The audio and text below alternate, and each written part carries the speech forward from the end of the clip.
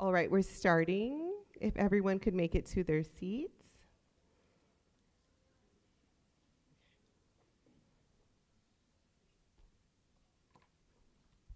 All right. Good morning, everyone. On behalf of the Cook County Assessor's Office, we'd like to thank you for attending our Racial Equity in Real Estate event focused on advancing Latino home ownership. My name is Angelina Romero. I am the Chief Communications Officer for the Assessor's Office. Now that you're settled in, hopefully you got your coffee, pan dulce is here, had an opportunity to engage in some chisme while you're networking. So now we'll kick off the event with a welcome from our co-host, President of Northeastern Illinois University, Dr. Katrina Bell Jordan.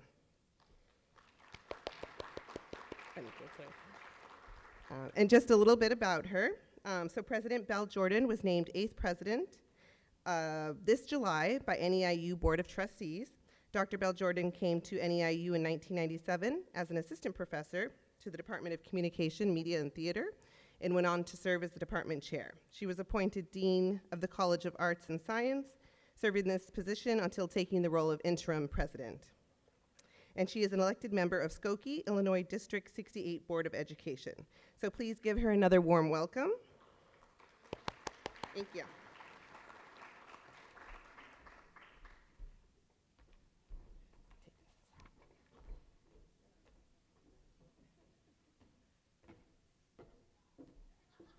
Good morning. Welcome, welcome, welcome. And thank you for that lovely introduction. It is my real pleasure to welcome you all to our campus this morning. This is a beautiful Chicago, now fall, morning, and it is just really lovely to see the energy in the room during the networking hour and to welcome back so many of our friends and colleagues to the campus. We are very pleased to partner and to host the Cook County Assessor's Office here at Northeastern, along with our Angelina Pedroso Center for Diversity and Intercultural Affairs for this program today, Racial Equity and Real Estate Conversations, Advancing Latino Homeownership. As you know from the program and for the reasons that drew you here today, the goal of today's program is to really address this current state of Latino home ownership, to demystify the barriers and advancements to home ownership for so many Latino communities, and to engage with local agencies who can assist current and future homeowners in helping to navigate this sometimes tricky territory. Today's program seeks to provide key information that will increase access and opportunity for home ownership for the nation's largest demographic. So I also want to offer that NEIU's partnership with Cook County Assessor's Office reflects a few key characteristics about Northeastern and the contributions that we hope to make as a university. Northeastern is the first regional public institution in the Midwest to be designated as a Hispanic serving institution. We are recognized for graduating students with the least amount of debt among our peer institutions, meaning that we are creating social mobility for our students for whom home ownership is one of the goals. NEIU serves one of the most diverse student bodies in the country, from language and ethnicity to age and educational background, with more than half of our students identifying as Hispanic, 9% of our students Black and African American, and 56% of our students being Pell eligible. That's an important snapshot in terms of the communities we serve and the students that we're trying to advance.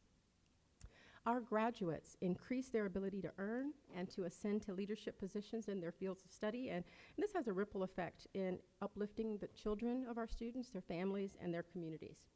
So I offer this to say that one of the cornerstones of NEIU's mission as a public comprehensive university is to provide access and to leadership and service opportunities in our region and world.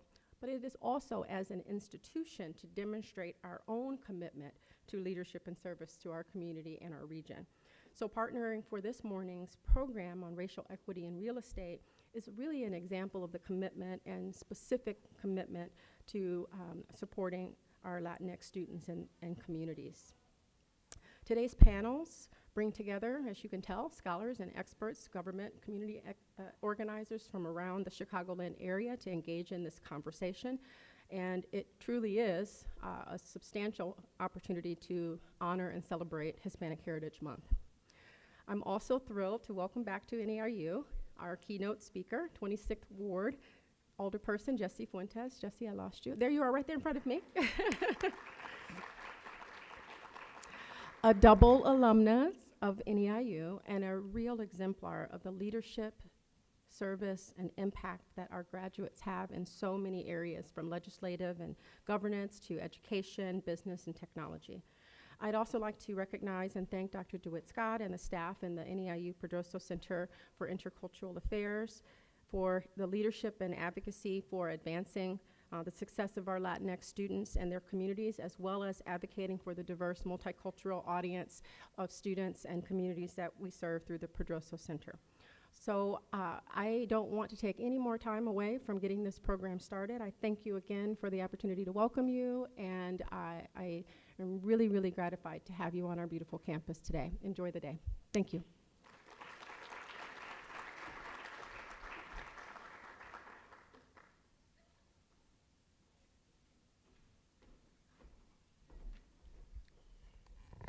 Okay, now I would like to introduce my boss who has made all of this possible, our Cook County Assessor, Fritz Kaegi.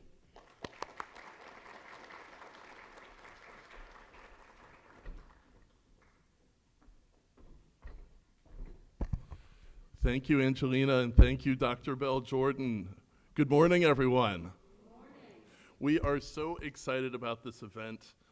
We've had this in the works for about a year. This is the product of so many different people. I'd like to tell you a little bit more, and this is part of really a larger conversation that we've been having for the last several years. It's an award-winning series that we call the Racial Equity in Real Estate Conversations. I believe this is our 9th event, and we're delighted that you're part of it. We want to make this an annual tradition, make this something that you can be part of the founding class of, and as we build on it, as we build on new issues, as we see continued growth in Latino homeownership, we want to have you be part of these conversations every year. So everyone, give yourself a hand. This is our first in a series. Now, over the past 4 years, we brought together historians, authors, academics, local government leaders, policymakers, and leaders in the appraisal and real estate industry to partake in conversations about housing, real estate, and racial equity. And they have helped lead us to policy initiatives, to further actions, to changes in policy and legislative initiatives. So they're really an organic part of the work that we do at this office. And oftentimes these conversations are difficult as we explore the legacy of race on homeownership, wealth distribution in real estate, and issues within the property tax system. However, these conversations are really necessary. These conversations, can you hear me better? There we go. These conversations are really necessary to enact change and reform policies. So they're an organic part of reforming our property tax system, what you're participating in here today. And this is our first in this series to focus on housing issues facing the Latino community in Chicagoland. This event has been in the works, as I mentioned, for the last year, and we're pleased to host it during Hispanic Heritage Month, which is a time to honor and celebrate the rich history and contributions made by Latinos in our great country. And I want to thank my team, specifically Angelina Romero, Jennifer Sanchez, Lupe Marin, and Tabitha Smith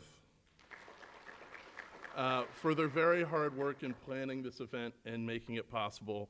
And I want to thank you to our impressive panels of industry leaders for being here today to delve into our insightful conversation. Really excited to hear what you guys have to say and what we'll be learning. Thank you also to Dr. President Bell Jordan and the Pedroso Center for co-hosting this event.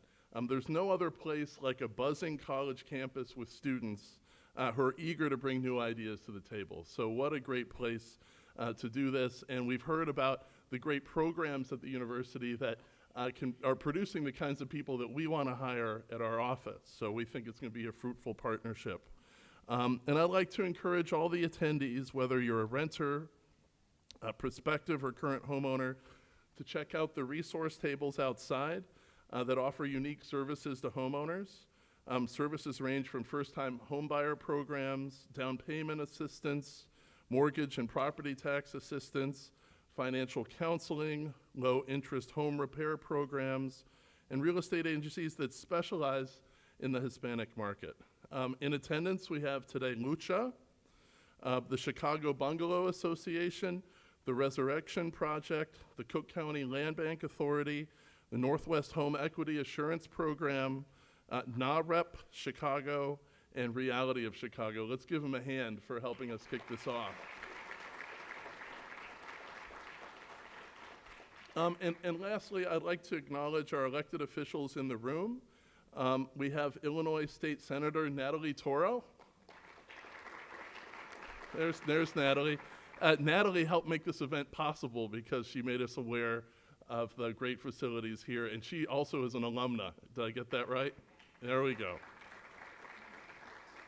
We also have elected officials participating in the program today, but I don't think they'll mind if I mention their names more than once. We have Alderman Jesse Fuentes and State Representative Norma Hernandez. And I also want to express my appreciation for the other representatives of other elected officials here, too. Thanks for coming. And so, with that, I'd like to introduce Alderman Fuentes. She's our keynote speaker today. As the alderman of the 26th Ward, alderperson of the 26th Ward, she brings over a decade of experience in education, criminal justice reform, affordable housing, community development, and sustainability.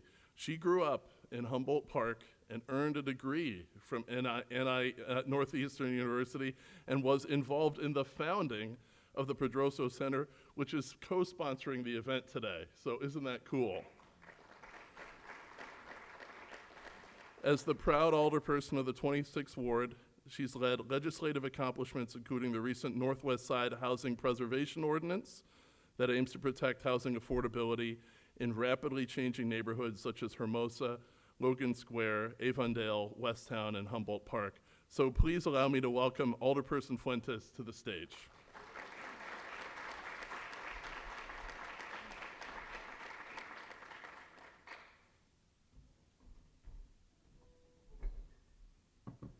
Good morning. Well, it's always a pleasure to be back home. Double alum of Northeastern Illinois University, the training grounds for what it means to be a leader and an elected official. I was the president of Union for Puerto Rican Students, the chief editor for Que Onde Sola, and one of the proud founding members of the Angelina Pedroso Center. I'm extremely proud to be back. Even more proud that I hear the news that Northeastern Illinois University got a 4.2% population increase in this academic school year, really paving the way for how we continue to educate leaders and send them right back to our community to be agents of change. So I want to congratulate the president, who's also being inaugurated this Friday or next Friday. So I want to make sure that we are congratulating her on all of her leadership. I also want to thank our Cook County Assessor Fritz Kaegi for all of his work and his team for putting this event together. As we talk about racial equity and we talk about Latino homeownership, we talk about building communities, I don't want to romanticize the barriers that we face. There is a grim reality and a world of possibilities in which we could create guardrails, and I want to discuss those with you today.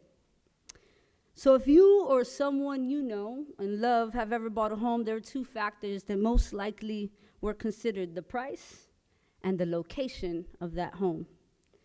Unfortunately, many of us represent communities where taxes and the market rate of those homes that were bought by families decades ago have increased drastically and are outside of their fiscal ability. Many of us call this process gentrification, a systematic process where people of color in urban areas, or I like to call barrios, are displaced and forced out of their homes because they are priced out. I would be remiss if I didn't name that this process is fueled by capitalism and racism. We must acknowledge that. We must come to a reckoning that there is a systemic process that is forcing people out of communities that they love. I represent a community that has been resisting gentrification, but only hanging on by a thread. I want to discuss the thread. And I want to discuss the possibilities of creating guardrails to protect our communities, our families, and our young people. The thread is grim. Families make difficult decisions to force their homes and leave a community that they love, that has raised their children, and in oftentimes communities that they help build. Families are working 2 to 3 jobs just to keep up with the increase of property taxes that often feel like a second mortgage. Young people are dropping out of college so that they can go work and help that family pay that bill. We have bought homes, invested in community to build generational wealth, and yet the increase of pricing has made that a grim reality. Our communities are suffering, and we see that in Humboldt Park, with homes that are selling for $1, $2, or $3 million. With most recent developments that have the average rents of a 2-bedroom apartment on the northwest side being $2,200 a month. A reality that our community cannot afford. So, how do you strike a balance? Or how do you combat a system of gentrification and displacement? And then how do you account for the trauma that it creates? Dr. Bell Hooks wrote a phenomenal book called Root Shock. And in that book, she articulates that when a family is displaced due to the process of gentrification, you are uprooting them from a place that they call home, and it has a physiological and psychological impact. People are no longer the same when they don't have the ability to live in the place that they choose. We have traumatized people in the process of gentrification and displacement. So how do we combat that? Well, through infrastructure and policy, and that's why it's extremely exciting to have someone like Assessor Fritz Kaegi in office, to have state representatives and senators that care about affordability, that care about homeownership, that care about the ability to address a systemic problem that has been displacing us for decades. You do that by addressing the very system that taxes us out. You do that by building affordable housing. And at the city, we have done several things, and I want to talk to you about a couple. We must continue building affordable housing in density, and we must continue to provide affordable home ownership for our families with the system of government supporting them. We have thousands of city and county-owned lots in the city of Chicago and across the county. In the 26th ward, we are taking the couple dozen that we have, we're putting every single lot in a trust, and we're building single-family homes so that working families on the northwest side have the ability to build generational wealth. That is how you help. We continue to build affordable housing and density because no one making $15 an hour should be paying $2,200 a month in rent and then have to make difficult decisions between whether or not they could pay the light bill, put food in the refrigerator, or keep a roof over their head. The reality is that our people are house poor. And unless we reckon with that reality, we are not talking about racial equity. And so it is extremely important, whether you are an organizer, a policy advocate, or an elected official, you reckon with the ability that our people are struggling just to keep a roof over their head. And so we must get the job done. We recently, in last week city council meeting, passed an ordinance called the Northwest Side Preservation Ordinance. In my community, a lot of us grow up in 2 to 3 flats, 2 to 4 flats. How many of you all grew up in a 2 to 4 flat? The rent was like $800 back then, $600, wasn't it? It's now about $2,500, $3,000 a month, but you wanna know what's worse?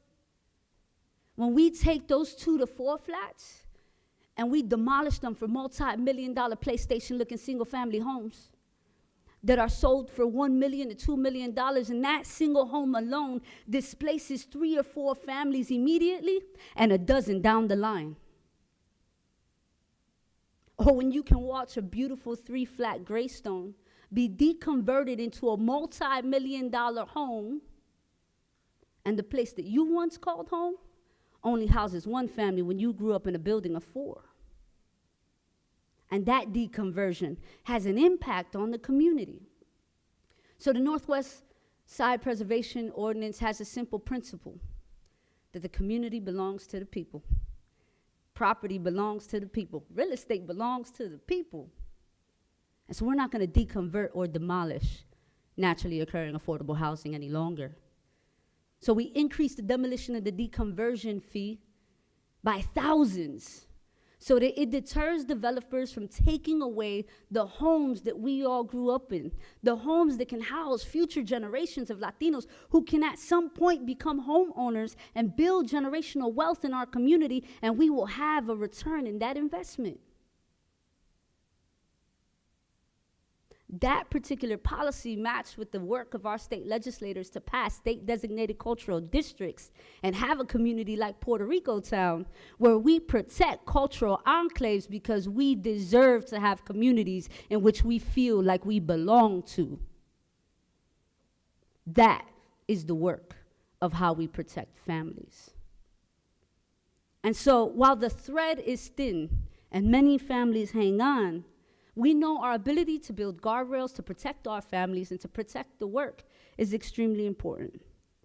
And that is why I'm extremely excited about Cook County Assessor Fritz Kaegi plan to provide tax relief and to be able to help homeowners find their way to home ownership without the burden of being priced out.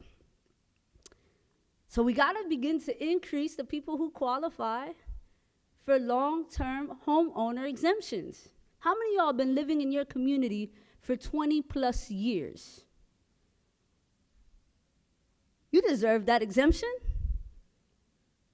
We have to be able to find ways to protect our homeowners, and I know Fritz Kaegi believes in that.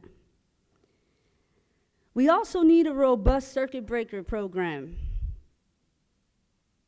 Some people will talk about a circuit breaker program, but don't necessarily have the infrastructure or the plan to put one in place that truly protects families across the city of Chicago.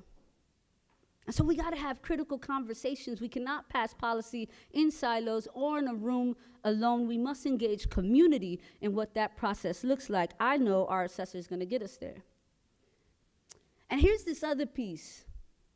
We have financial slush funds across the city of Chicago known as TIFs, tax increment financing districts, always have been held for that one single developer given multi-million dollars to build market rate developments that never help our community.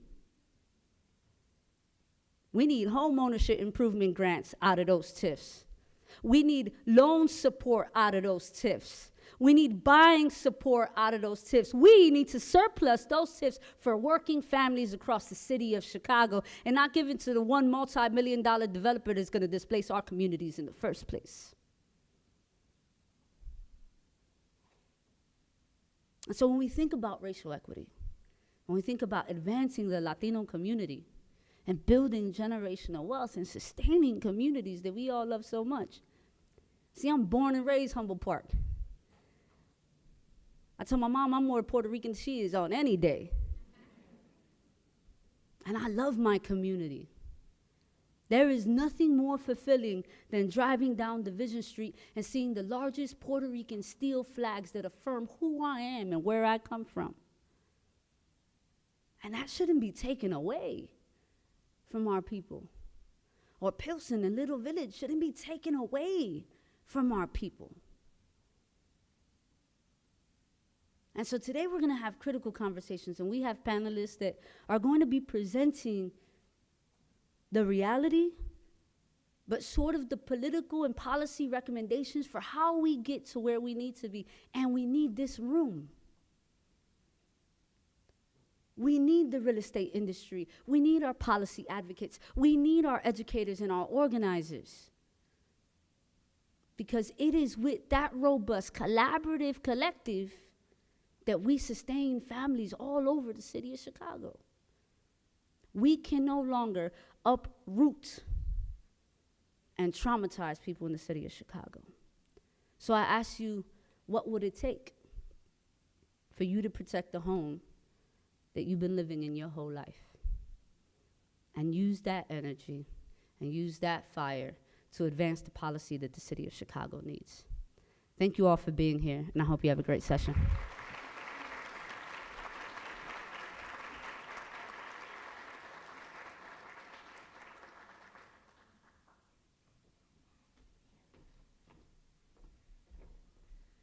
All right. Thank you, Alderperson Fuentes, for those inspiring words and reminding us why we are all here today. I would now like to introduce our moderator for the first panel, Advancing Latino Homeownership. So our moderator, Hugo Balta, is the publisher of Illinois Latino News, an affiliate of the Latino News Network. Balta is the host of Chicago Politics on CAN TV, a solutions journalism program centered on the responses to social changes and highlighting opportunities facing residents of Cook County.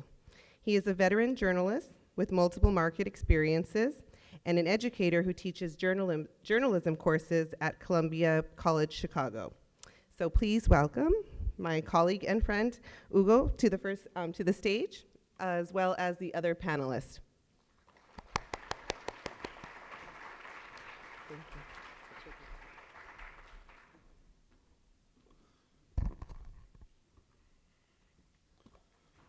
Buenos días.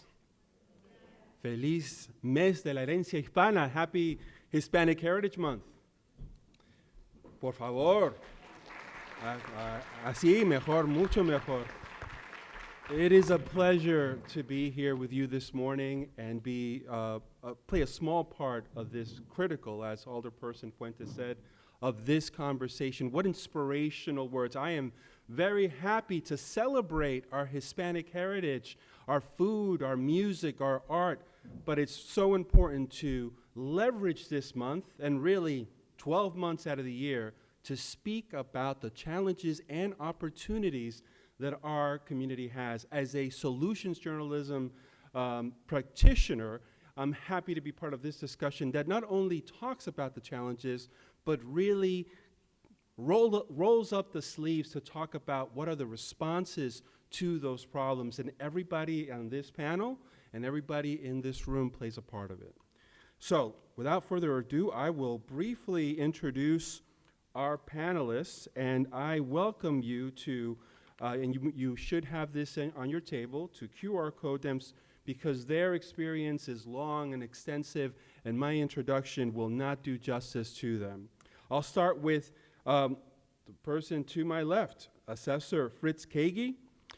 Mr. Kaegi, prior to beginning his career in Cook County government, spent more than 20 years valuing assets as a mutual fund portfolio manager and analyst. He holds the Chartered Financial Analyst and Certified Illinois Assessment Officer designations. He is also a member of the IAAO. Fritz, if I can call you Fritz, was born and raised in Hyde Park neighborhood in Chicago and still maintains close ties to the community. He attended Hyde Park's Kenwood Academy for high school, completed his undergraduate studies at Haverford College, and received his MBA from Stanford University. Since assuming office in 2018, Fritz has brought a vision of focus on fairness, ethics, and transparency, of operational changes, technological upgrades, and the elimination of favoritism. Fritz resides in Oak Park with his wife and 3 children. Please help me welcome once again Assessor Kaegi.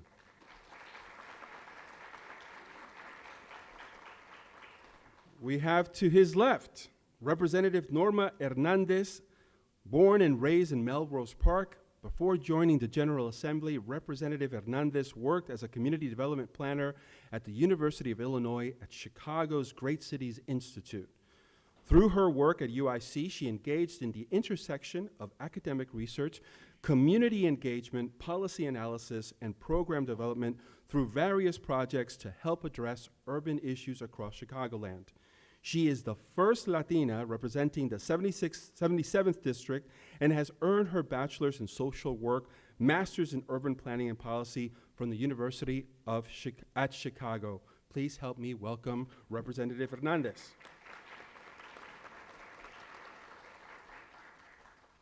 Mr. David Dominguez, the newly appointed CEO of Realty of Chicago, is a highly skilled management professional with an extensive background in real estate operations and mentorship. He received a Bachelor's of Science in Marketing right here at Northeastern Illinois University and a Master's in Business Administration with a concentration in Human Resources from Keller Graduate School of Management. His volunteer work, including involvement with the Pilsen Neighborhood Community Council and the National Association of Hispanic Real Estate Professionals, reflects his commitment to giving back to the community. He grew up in the Pilsen Wicker Park area and now resides in Lamont. Please welcome Mr. Dominguez.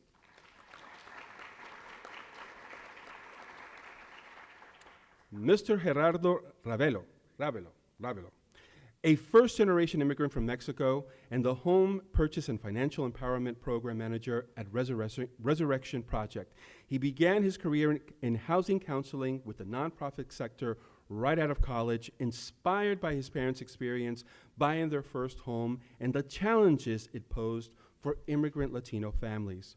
With over 18 years in the industry, he has dedicated his career to guiding families through difficult times, including the foreclosure crisis of 2008, and continues to support communities in achieving their housing goals. Please help me welcome Mr. Ravelo.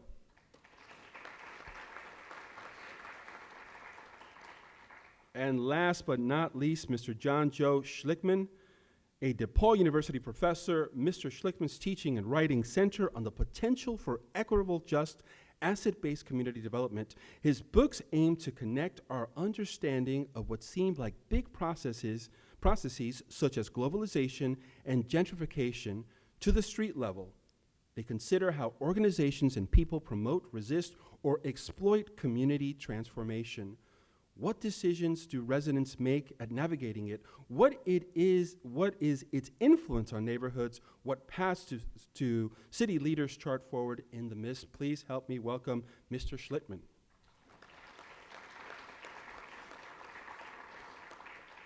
So as you could see, a lot of knowledge, both from professional experience and lived experience up here on stage. I know we're going to learn a lot in engaging in a conversation with them. I would like to start with Assessor Kaegi and talk a little bit about assessments, property taxes, historical issues regressively and how assessments work, circuit breakers expanding, and revising the long-time homeowners exemption. Assessor Kaegi, please provide a brief overview of how assessments work in Cook County and explain the historical issues of regressivity. What does this mean for homeowners? Thank you, Hugo. And before I do that, there's one other elected official I see there who will be on a panel later, Jackie Paredes, the Berwyn Township Assessor. I want to make sure you all see that. So in my office, our job is deceptively simple to estimate the value. Our job is deceptively simple, which is to estimate the value of properties, homes, commercial properties from the smallest to biggest, and then every person's assessed value is compared to total assessed value wherever they live is their share of the amount of property taxes that they have to pay, and those property taxes that they have to pay are determined by others, by our schools, by our mayors, by the county, not by the assessor's office.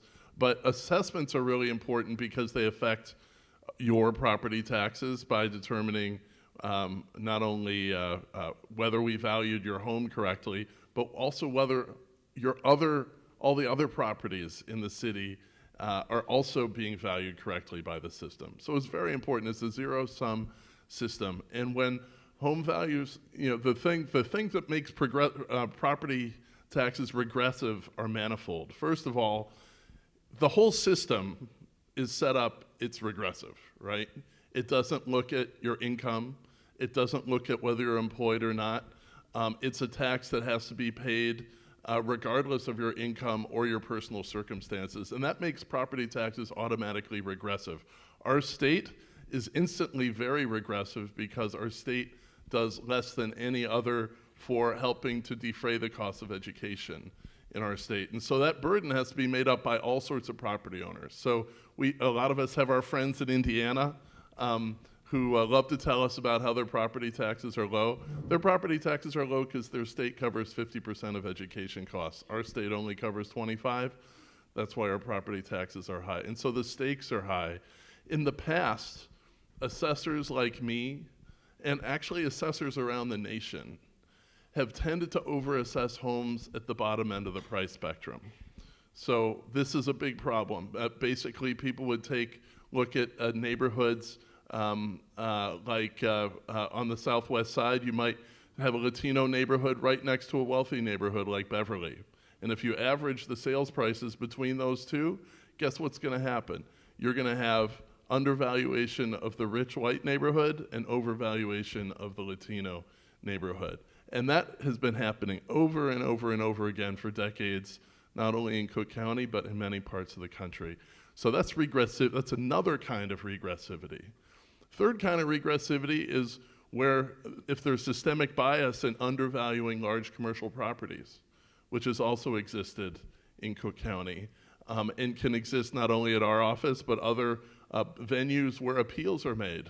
And when we saw property tax bills go up in Pilsen in 2021, about half of that property tax increase wasn't due to assessed value increases in Pilsen, but was due to assessed value decreases on appeal at the Cook County Board of Review on big commercial properties downtown. So these global issues all impact regressivity, and they make it harder. So what's needed is to, first of all, make sure we don't have biases in the system. We need to eliminate these biases.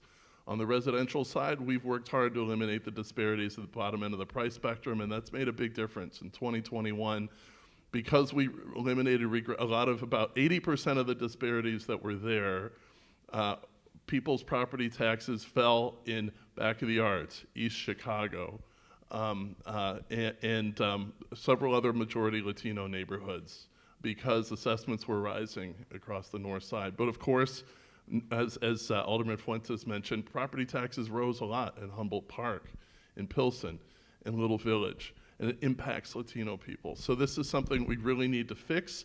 A circuit breaker is something that can help us fix the impossibility in our property tax system. I've spent so many times at town halls with communities throughout Cook County, including Pilsen, including on the northwest side and southwest sides, and in the suburbs, such as the ones represented by Norma. And people have showed me how impossible it is. This word, like you've heard of the impossible burger, the property tax system is becoming impossible for so many people. And as Jesse so Alderperson Fuentes so powerfully stated, this is a really important thing to people's life. People are anchors to their communities if they've been there for a long time. Our system needs to take care and not upend their lives with this impossible system. So a circuit breaker, which provides targeted relief to homeowners who are experiencing major rises in property taxes, is something that's overdue, and we're making a big push for it in the General Assembly this year. It's going to take a lot of work with people like State Representative Hernandez. It's also going to take a lot of work with other stakeholders to make the system work. We have to get information on incomes from the Illinois Department of Revenue. We have to get the support of people who represent all sorts of other areas around the county and the state. So it's going to involve reforming how we do exemptions It's going to involve providing protections for people in the south suburbs that are affected when we change exemptions. And they all have to work together. So it's going to require cooperation of a lot of us here, but it's overdue for the people who've been so hurt by the system, and we need to have it as a backup for those people. That is why the system exists, and that's why things like the long-term homeowners exemption also exist, to protect people from the impossibility of the regressivity that is really hardwired into our system. So a wealth of information, a little bit of housekeeping. We will, of course, be talking to all our guests. One of the things that I want to reiterate, while I'll be addressing specific questions to all of you, if you do want to add value to what's being said, please, by all means, do so. We're also going to budget some time to answer some of your questions from the public here today. Assessor Kaegi, you mentioned already some possible solutions to what you've called biases, undervaluing, overvaluing property. You've mentioned circuit breakers. You defined what regressivity is. So you've already talked about a little bit about tax reform, but I'd like for you to dig down a little bit more. What does it take to enact property tax reform? Well, there are several different things that we can do. There are some things that we can do administratively at our office. So part of the problem, part of the regressivity that was built in our system was biases in the models, in the methods, in the procedures of our office when we came into it in 2018. And it's not only true here in Cook County. If you look across America, people at the bottom 20% of the price spectrum basically pay double the effective property tax rate that people at the top 20% pay, when it's supposed to be the same for everyone. And that is due to assessor biases. And there's a study out from the University of Chicago showing that we eliminated about 80% of those biases, in our first cycle through the system in Chicago. But we're not done. There's residual bias because we don't see condition and quality inside people's homes. We don't have good information about that. I was just reading the memoir of Forrest Claypool, who was chief of staff to Mayor Daley. In his memoir, he said that Mayor Daley intentionally did not give building permit information to the assessor's office because he didn't like doing that, which might seem good for the homeowner, but it's actually bad for homeowners who haven't had renovations, because then we don't have a good read on which ones have been renovated and which ones haven't. So we can get federal data on this to really provide a solution there. We can also invest within our office. So that's the first thing. There are things that we can do within administratively in our office, but a lot of these other biases are hardwired into the system. Our state allows appraisers to submit evidence that don't have to meet any quality standards, and there are some appraisers who systemically undervalue properties, and that, if they're accepted at face value, puts more burden on everyone else, especially people who are first-generation Americans, or people who aren't yet citizens but are property owners, and that affects a lot of Latino people. So for example, if you're a guy who owns a big skyscraper downtown, and you get one of these lowball appraisers that doesn't meet any appraisals, that doesn't meet any standards, that says your building is more like a side salad rather than a bacon double cheeseburger, and we see these all over the place, that undermines everyone. And we have looked at appraisals that our office received that actually have to meet a higher standard, and there's still bias built into them. We looked at sales that happened in the last 5 years, and we looked at the appraisals that were submitted to us the year before those properties were sold. They were sold for 40% more than what the appraisal industry was telling us they were worth. And there were a handful of appraisals that are really bad actors that were systemically low. And so that's another kind of bias that we need to take on. We need to work with regulators to crack that down, work with legislators to raise standards for our state. But then other kinds of regressive, like real reform, like a circuit breaker, it's going to require legislative action. It requires our General Assembly to fund a circuit breaker program.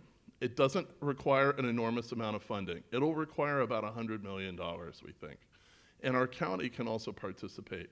Why? If we looked at the last 3 years, look at communities where property taxes, where the median bill went up more than 20%, and that includes a lot of Latino communities here in Chicago. That includes Humboldt Park, Pilsen, Avondale, Little Village, and Marquette Park. if we look at all the communities in Chicago and the west suburbs, the residential bills in those communities went up about $300 million.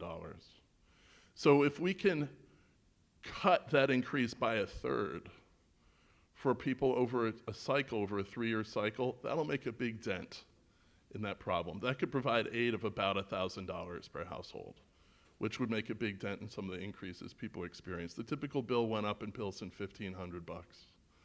That would make a big dent in that. So that's the kind of thing that we're talking about, but it requires cooperation because there are a lot of people in the General Assembly who might not represent communities that experience these increases, or might represent communities that have higher incomes. So we need to get them to support this too. So we think reform to exemptions needs to be part of a package that does that. And that would include reforming the long-term homeowners exemption for the people who've been in place for more than 10 years, whose income is under $100,000.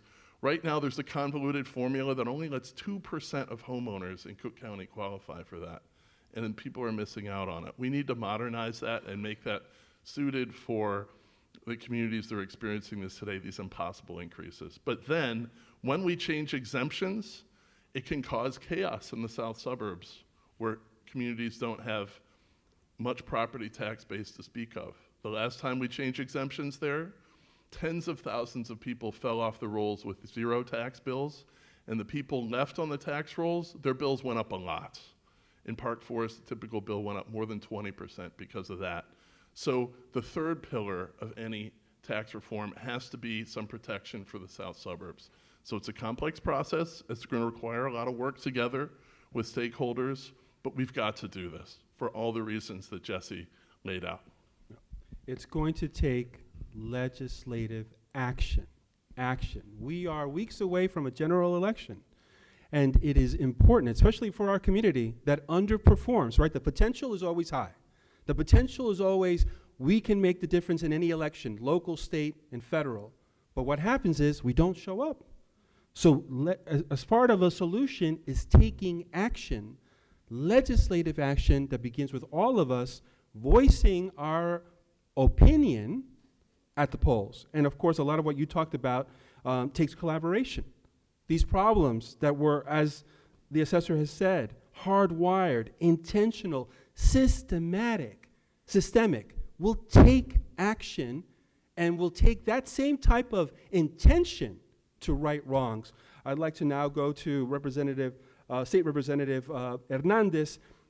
Tell us about your perspective in regards to enacting impactful property tax reform that benefits homeowners needing property tax relief in the work that you do based on your experience. Yeah, thank you so much, and thank you, Assessor Kaegi, for explaining that. I feel like this is such a loaded conversation. There's so much historical reckoning that has happened that educational piece is really important to understand how to educate our communities on the opportunities that are available, the resources that are available for those that can actually qualify for home and tax exemptions. And I think I want to echo what Assessor Kaegi said about intentionality. It is going to be it has to be a multifaceted approach. There has to be intentionality from all elected officials, from all levels of government, along with state employees, city employees. If we really want reform, a lot of this work takes years. It's not just a one-year solution. And it takes a lot of data-driven analysis and it matters how that data-driven analysis is being conducted. I think right now, I know that working groups is a big thing in Springfield where there's an issue that we're tackling when we talk about reform. Usually working groups are the best way to really focus on an issue and these appointments are usually done by the House Speaker and the Senate President. I know that recently Senator Robert Marwick filed a bill this year and actually was to commission a study for the Illinois Department of Revenue and also the Department of Commerce and Economic Opportunity to do a study on evaluating the entire property tax system in the state. So that's the beginning of these conversations is we need to know where we're at.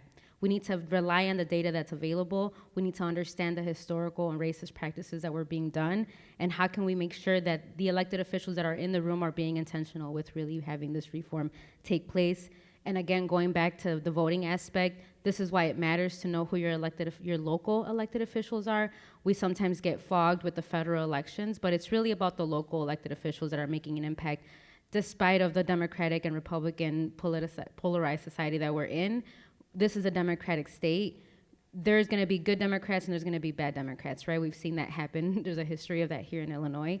But we have to make sure that we're understanding who's running for office and what their reason for office is. I also think that working with Cook County as a whole, working with the legislators, working with the aldermen, all of that is going to take time to understand how we can really talk about reform in an intentional way. Yeah, look, and this takes patience, right? One of the things that the representative is talking about, there is no turnkey solution, right? There is no solution that we come into a room and spend a couple of hours, and when we walk out, everything's solved, because it's taken so long to get us here. And one of the important things that you said is we need to know where we are, right? In order to map out where we want to go, you need to know where you are, and you need to know where you've been. So do a lot of that research, collect the data, and again, working collaboratively in resolving these issues. House Bill 1377 encourages the development by creating a homestead exemption for new residential construction. It was passed this year. Representative, can you talk to us a little bit about what this bill is all about? Yes, so this bill was actually a bill that we tried passing last year, and it got vetoed by the governor because it was bundled in with a bunch of other bills. So we were unable to pass it through. But this year we finally were able to get that done, and this was a bill that was given to me by the mayor of Bellwood in Proviso Township. He was going through, they have vacant land that's owned by the municipality, and as they were rebuilding new construction homes, they noticed that the property tax were a lot higher than those in the surrounding neighborhood blocks, and it was making it harder for them to sell these homes for folks to live in them. So they felt that this would be a great opportunity to not only continue building more municipal-owned homes for residents, but have a property tax exemption for 10 years that's phased out, that will also help increase the tax base to overall end up lowering the tax base for all residents, because you are increasing that tax base with this new construction. And I think that now we have other suburbs that are interested in this bill that want to start building their own homes. And I think that when we start thinking about creative ways like that for single family homes and making them affordable, this is definitely one of those bills that will help you do that. Let's shift gears a little bit and discuss the state of home ownership. Lenders know that Hispanic is the future of real estate. We are the engine behind the economic power locally, state, and nationally. Stats prove it that in regards to growing economically, nos necesitan. Absolutely. Mr. Dominguez, tell us where we are regarding real estate and where we see the most growth in Hispanic home purchasing. Thank you so much, everyone, for joining us. I'm super excited to be home at Northeastern because I graduated here in 2007. So I remember these halls, and I remember the inspiration and the hope and dreams that walking through these halls made me. So I'm super proud to be here today. So to answer your question, so there's a lot of people in this room that advocate home ownership. To me, I'm holding the pulse of real estate home ownership for Hispanic communities, because here I am the CEO of Realty Chicago. We have over 500 realtors in our communities serving the little villages, the Bryant Park, the Logan Square communities. So we understand what's happening in our communities. I was born in Pilsen. I was raised through the inner cities. So I've seen the gentrifications. I've seen the changes. So homeownership to me, and especially right now, it's growing so fast. We see a lot of people buying multifamilies. Like before, our Hispanic community were renters. Now we are landlords, and not just one building. We're buying multiple buildings, and that's something we pride ourselves so much. That's something that we pride ourselves to our communities. That's something that we push and we educate our communities. Another thing that we're seeing is our Hispanic communities are not just owning a landscape pickup card. Now they're owning 10 landscape pickup cards, and they have a running business. Now our communities don't just own one taco place, they own 10 taco places. And that's something that we see every single day in our communities. Based on home ownership, we're seeing it grow year over year through education, through seminars that we're doing in our offices. So right now, about 5.4% of Hispanic ownership have been increased year over year, and we're constantly growing. Illinois itself, we're over 7.9% compared to the national average, so that's something that we're proud of. Again, we hold the pulse. There's a lot of realtor peers in the audience, and I am sure you guys can be proud of that, so thank you guys for that. Yeah, and look, I love some of the stats you talked about, because it's also about reframing the conversation, right? Every time we talk about the Latino community, every time we talk about the Black community, every time we talk about a marginalized community, it's in a negative light. What Mr. Dominguez just talked about is we're not just surviving, we're thriving. And that is Absolutely. really important. So when we talk about challenges, don't finish that sentence without talking about the opportunities. Thriving, not just surviving. Mr. Dominguez, I know when we talk about Latinos and we talk about neighborhoods and we talk about housing, we're talking about staples, right? Deep roots in Pilsen and La Villita. But as we've seen, we're spreading our wings, right? Beyond the city, through to Cook County and the suburbs, the surrounding areas, Berwyn being one of them, Cicero, of course. Talk to us about the neighborhoods in the city and the suburbs that you see the most growth in, and what's occurring in these areas. Yeah, absolutely. Like again, we serve a lot of communities, and the biggest communities that are growing, obviously the southwest sides, they're growing. It's crazy to me also too that the suburbs are growing on fire right now. Plainfield, Bolingbrook, Juliet, those west suburbs, even Aurora, Westmont, even the north suburbs are all growing. But the beautiful part about this, and people will say like, oh, well, that's not good. I think it's amazing because to me, now instead of me just having a small house in Chicago, now I have a bigger house with a lot of land and cleaner streets. That's not saying about Chicago, but to me also, the downtown markets are growing with Hispanic people because more of our Hispanic people, and you can see here, and I can see when I graduated school, we're all educated, we all have great careers, we all have great jobs. So we are going to the West Towns, we are going to the Loop, we are going to Lincoln Park, and we see that time to time again, where our friends, one of my friends from college called me like, hey Dave, I want to buy a beautiful townhome in Lincoln Park. I'm like, hell yeah, let's do it, because I'm so proud of that.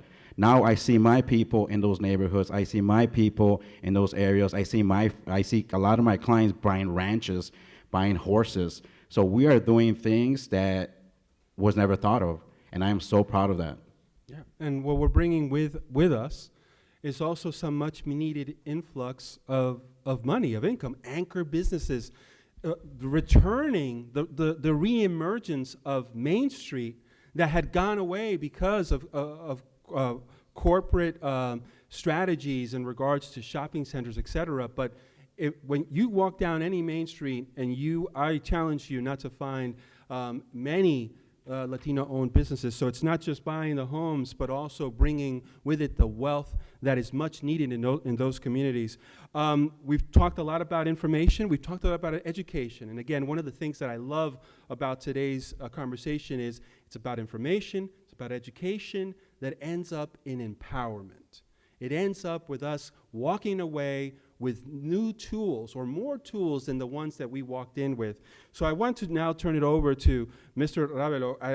Ravelo, I am butchering your last name, I think, but I'll call you Gerardo if that's okay with you. It's perfectly fine. We've talked about the challenges of affordability. We've talked about multifamily household purchasing multifamily households. Tell us about how you inform and empower and educate potential homeowners and longtime homeowners. Share your personal story and experience, please. Yes, of course. Well, at the Resurrection Project, one of the things that we developed, we created what is called the Full Circle Homes model. Through that model, basically, it's just as I said, it's a full circle. So envision it as a one-stop shop. It doesn't matter where you start in the process. You continue on a loop, and it's an endless loop because we assist individuals from the early stages, whether they never had any credit, they probably don't even have an IT number. For those that don't know what an IT number is a tax identification number for individuals who doesn't have a social security number that they can utilize to pay taxes initially, but also to start developing and creating credit, and then access the capital and purchase their first home for those individuals. So we start in that process, they can access the model at any point. And one of the unique things about the Resurrection Project is that we're very good at reaching people where they are, whether it's a virtual session, whether it's on the phone session, or also in-person session. We have multiple satellite sites in which we can actually meet people face to face. So we use those channels to reach people. Yeah. And one of the things we also, when it comes to the Latino community, we face a lot of different barriers. Some of them have to do with language barriers, just because of just literature in the process that can sometimes be overwhelming. Can you talk to us about the barriers that homeowners are facing? Yes, of course, and that actually goes to my personal experience. So as you mentioned at the beginning, I started non-for-profit due to personal experience. So my parents, they straight from Mexico, they speak nothing but Spanish. When we arrived to the United States, they dedicated their life to work. So when they were ready to purchase their first home, traveling and like going through the process is a very challenging process, especially because of the language barrier. They don't understand the concept. It's very difficult for them to really understand the grasp of a mortgage, a 30-year loan. So that's when, as not the oldest, but the middle child, fresh out of college, I was able to guide them and help them. And then not just that, after I assist my family with the process that we purchase the home, you tend to become like the go-to person for the community. Friends, family that were facing similar challenges approached my family for guidance, and that inspired me to go into the non-for-profit and continue to do that. So those challenges are there still. The community still face those barriers when it comes to language, process. It's a cultural thing that our community doesn't trust on banks. They typically, if they can afford it, they can pay it, then they'll purchase it. If they can't, then they just don't do it until they're capable to do it. I know that now, with multiple generations, they're thriving, as you mentioned it. They're thriving. They're getting better. They're purchasing multi-unit properties. But some other challenges that I have seen is that many of the families are not or having that purchasing power issue. They're not able to qualify to the mortgage, to the prices of the properties that are selling right now. With the rise on interest rates, with the high price on the housing market, they're not able to actually purchase, but they find a way. So what they're doing now is that it's a multi-generational, multiple families getting together, pitching in so they can qualify for that dream home. Yeah. So those are the things that we're seeing. Multiple barriers, and I always get frustrated when I hear that Spanish is a barrier, right? I mean, the second most popular language spoken in this country es el español. Si hay una persona aquí que no entiende lo que estoy diciendo, tú eres la minoría. Porque estamos viviendo en una ciudad donde 1/3 de la población son latinos y muchos de ellos son inmigrantes. So, language should not be a barrier. Not just a barrier for Latinos to build wealth, beginning with house ownership, but for the other person on the receiving end of that conversation to get that business. Now that's changing, pero eso me frustra un poco. Bueno, Mr. Schlittman, thank you. We talked a lot, Mr. Schlittman, about gentrification. Now that we have a sense of the real estate market and communities experiencing growth, let's talk about that subject. Can you please talk to us, offer us a definition about gentrification? Yeah, thank you for having me, inviting me today.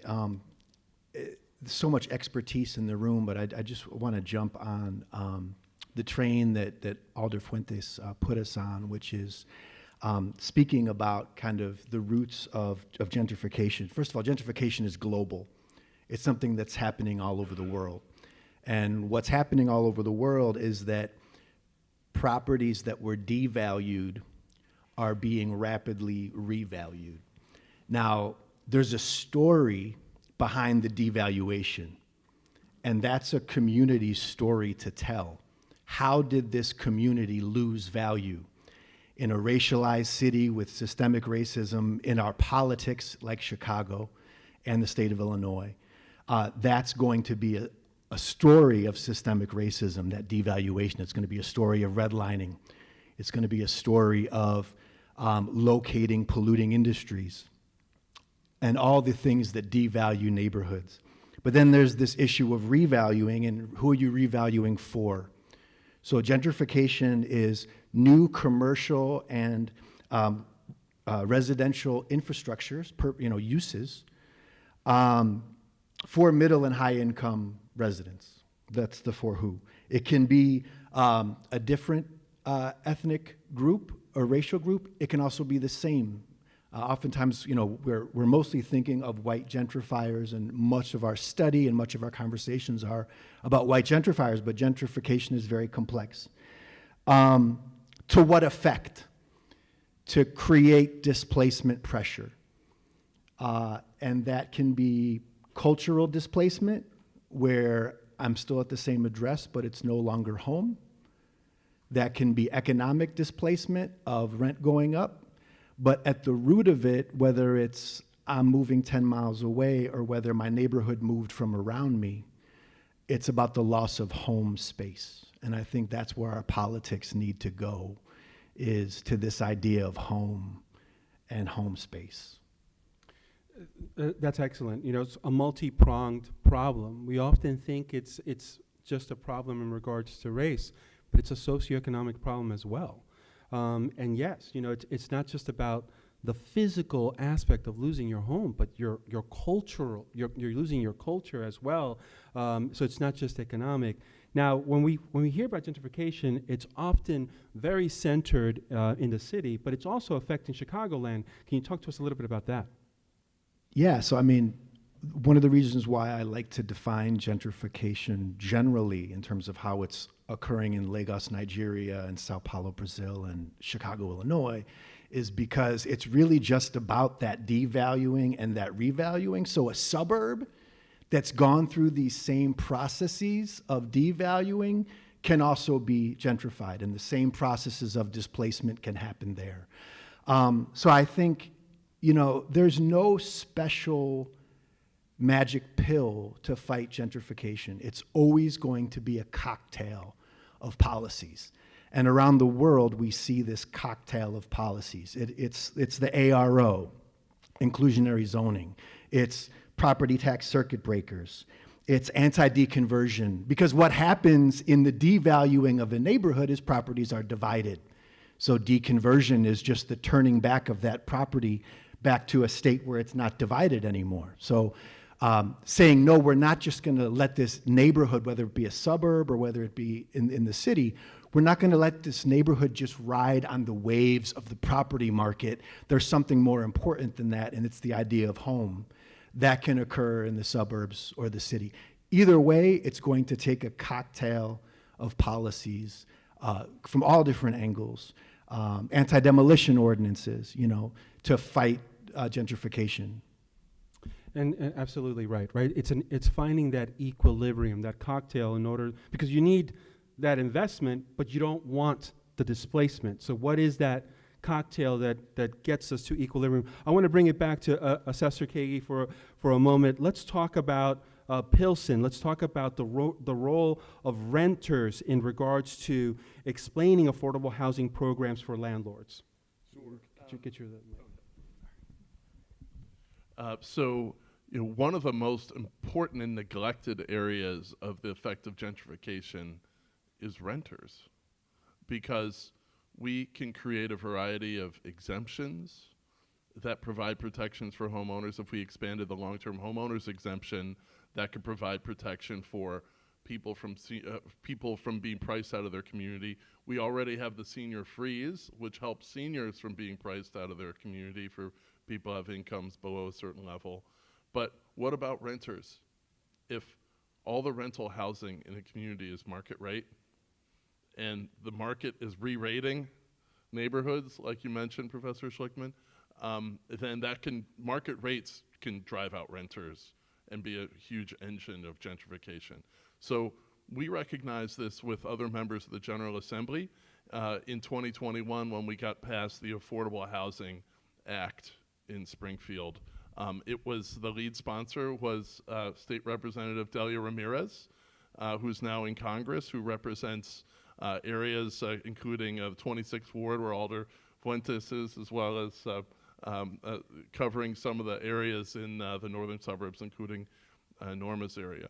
And what the Affordable Housing Act does is it creates basically an incentive for the renovation and construction of rental housing that's affordable, that's tied to people's local incomes, 60% or AMI or less of local incomes, 60% of median income or less. And if people are making those renovations or new construction, then it creates a growing stock of affordable housing that's not tied to market rates, and it makes it financially worthwhile for housing providers to build it. And it has been a tremendous success. We have John McDonnell, who heads our outreach in our office, working with these providers. We implement this program. More than 1,000 properties have signed up. More than 10,000 units have been enabled, made affordable by this program, and it continues to grow. And more importantly, it's making this housing available not only in city neighborhoods that need it, but in the suburbs, where affordable rental housing that's tied to affordability rather than market rates has been missing. And from my vantage point, the assessor's office, we see real pressure on market rates in communities like Melrose Park that are represented by Representative Hernandez, because there is a lack of vacancy. The vacancy rates are extremely low in these communities, but it needs to be part of a larger menu of actions that are being taken. Not all of us are drinkers, but yeah, it could be a cocktail. But I'll call it a menu. Right, there we go. There we go.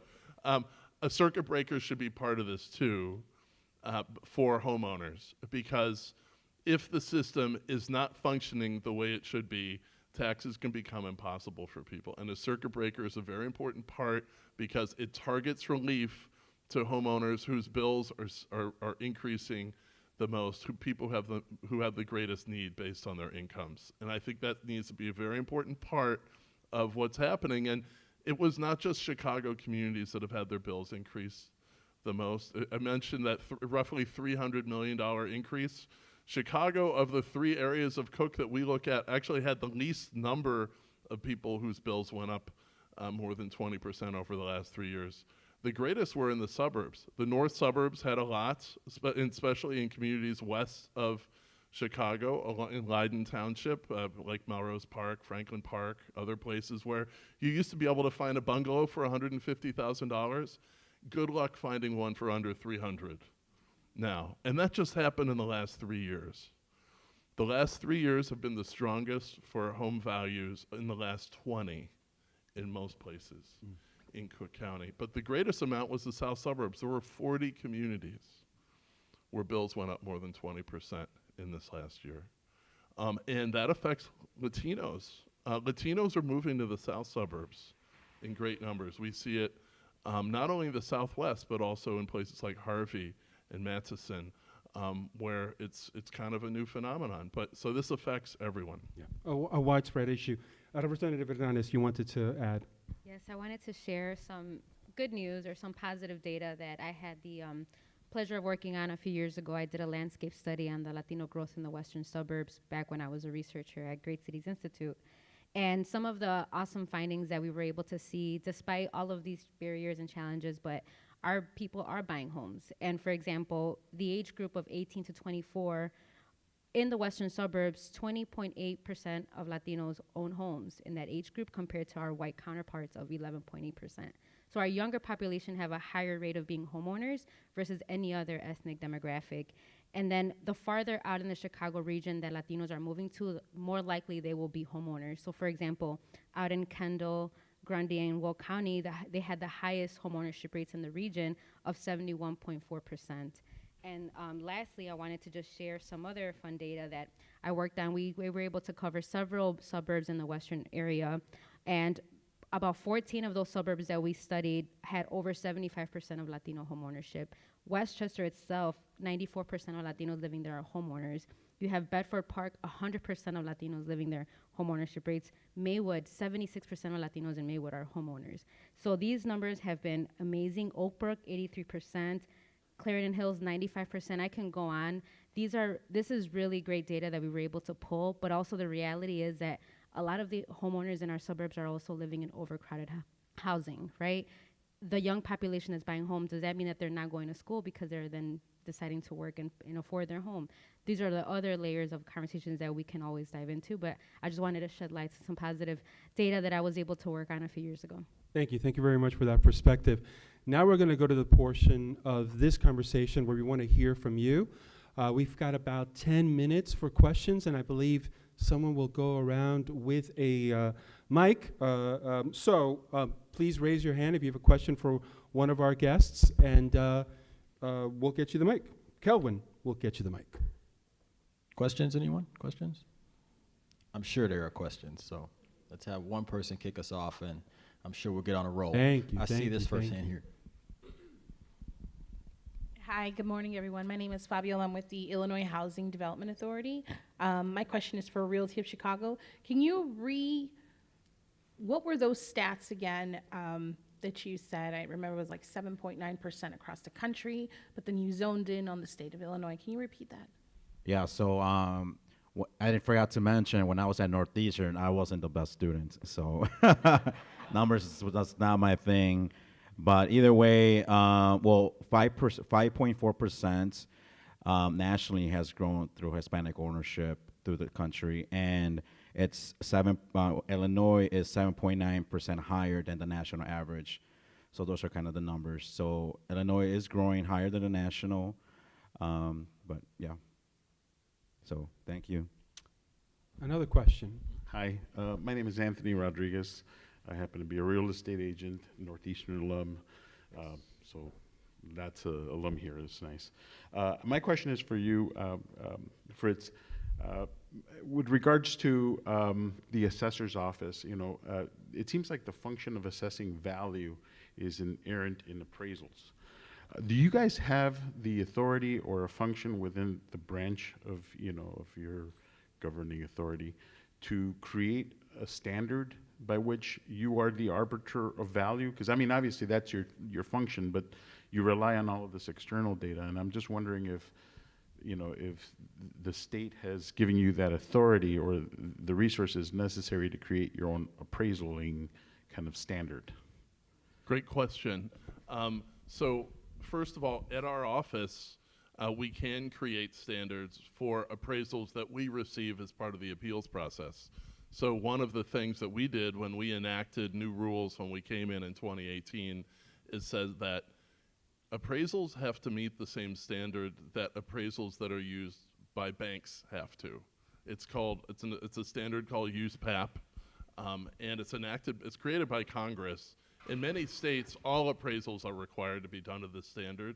In this state, for a variety of reasons, which you could speculate on, maybe having to do with the fact that some legislators were doing property tax appeals on the side, there is no standard for appraisals that's mandated at the state level when you're making appeals. So if you appeal at circuit court or at the Illinois Property Tax Appeals Board or the Board of Review, there's no, as I understand it, the Board of Review, there's no requirement for what kind of appraisal standard is met. And under the state law, under the property tax code, the assessor's office and Board of Review can jointly make standards that are binding for people in Cook County. So we're part of a reform group that's been convened under President Preckwinkle that looks across different groups. So one of the things that we'll call for is higher standards in appraisals to meet this standard that a bank would require for all appraisals that are submitted to us. And we would call on the Illinois Property Tax Appeals Board and our circuit courts to do the same. Our legislators could pass a law that requires this in the state. That is also something that could be done. State Representative Abdul Nasser Rashid has a bill that would do this. And many other states have this. Most other states require use PAP appraisals. And this is a foundational bit of evidence that's relied on in our system. And if we tolerate bad actors, bad behavior that affects everyone else, that's a real problem. So we have made complaints to the regulator, which is supposed to be enforcing basic standards with specific examples about bad apples. We haven't heard back from the regulator. We did that a couple of years ago. Before we go to our last question, I have a question for our esteemed panel.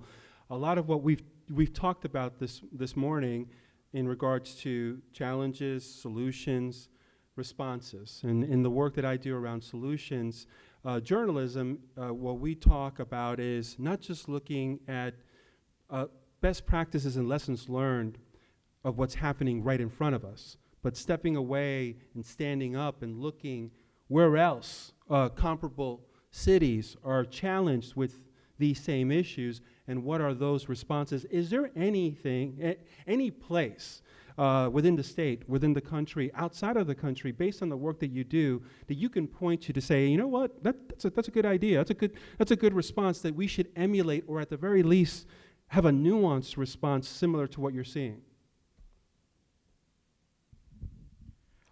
I mean, I could start first, I guess. So I've been traveling, to places and seeing different markets of what people are doing. And the biggest thing that kills, obviously, Illinois and my community and my people are the taxes. So obviously, the tax formula, the tax codes, all of that has to be fixed. Not like tomorrow, but like today. And one of the things that I always talk to all my realtors and all my people and people that follow me is we got to stop letting perfection stop progress and start acting now. So figuring out that tax code, figuring out that tax formula is going to solve a lot of our people's downfalls with the mortgages, foreclosures, affordability. So that is the number one thing right now. I mean, I've talked to people in Indiana, throughout the country. I have friends in Jersey now that have the exact same problem as Illinois. So the taxes for homeowners is a big thing that we need to solve today. Great, thank you so much. And one more response? So yes, the taxes are one of the big things, but affordability is another huge thing. And something we're doing is that, and this is a program I wanted to talk about briefly, something initiative we have in Back of the Yards.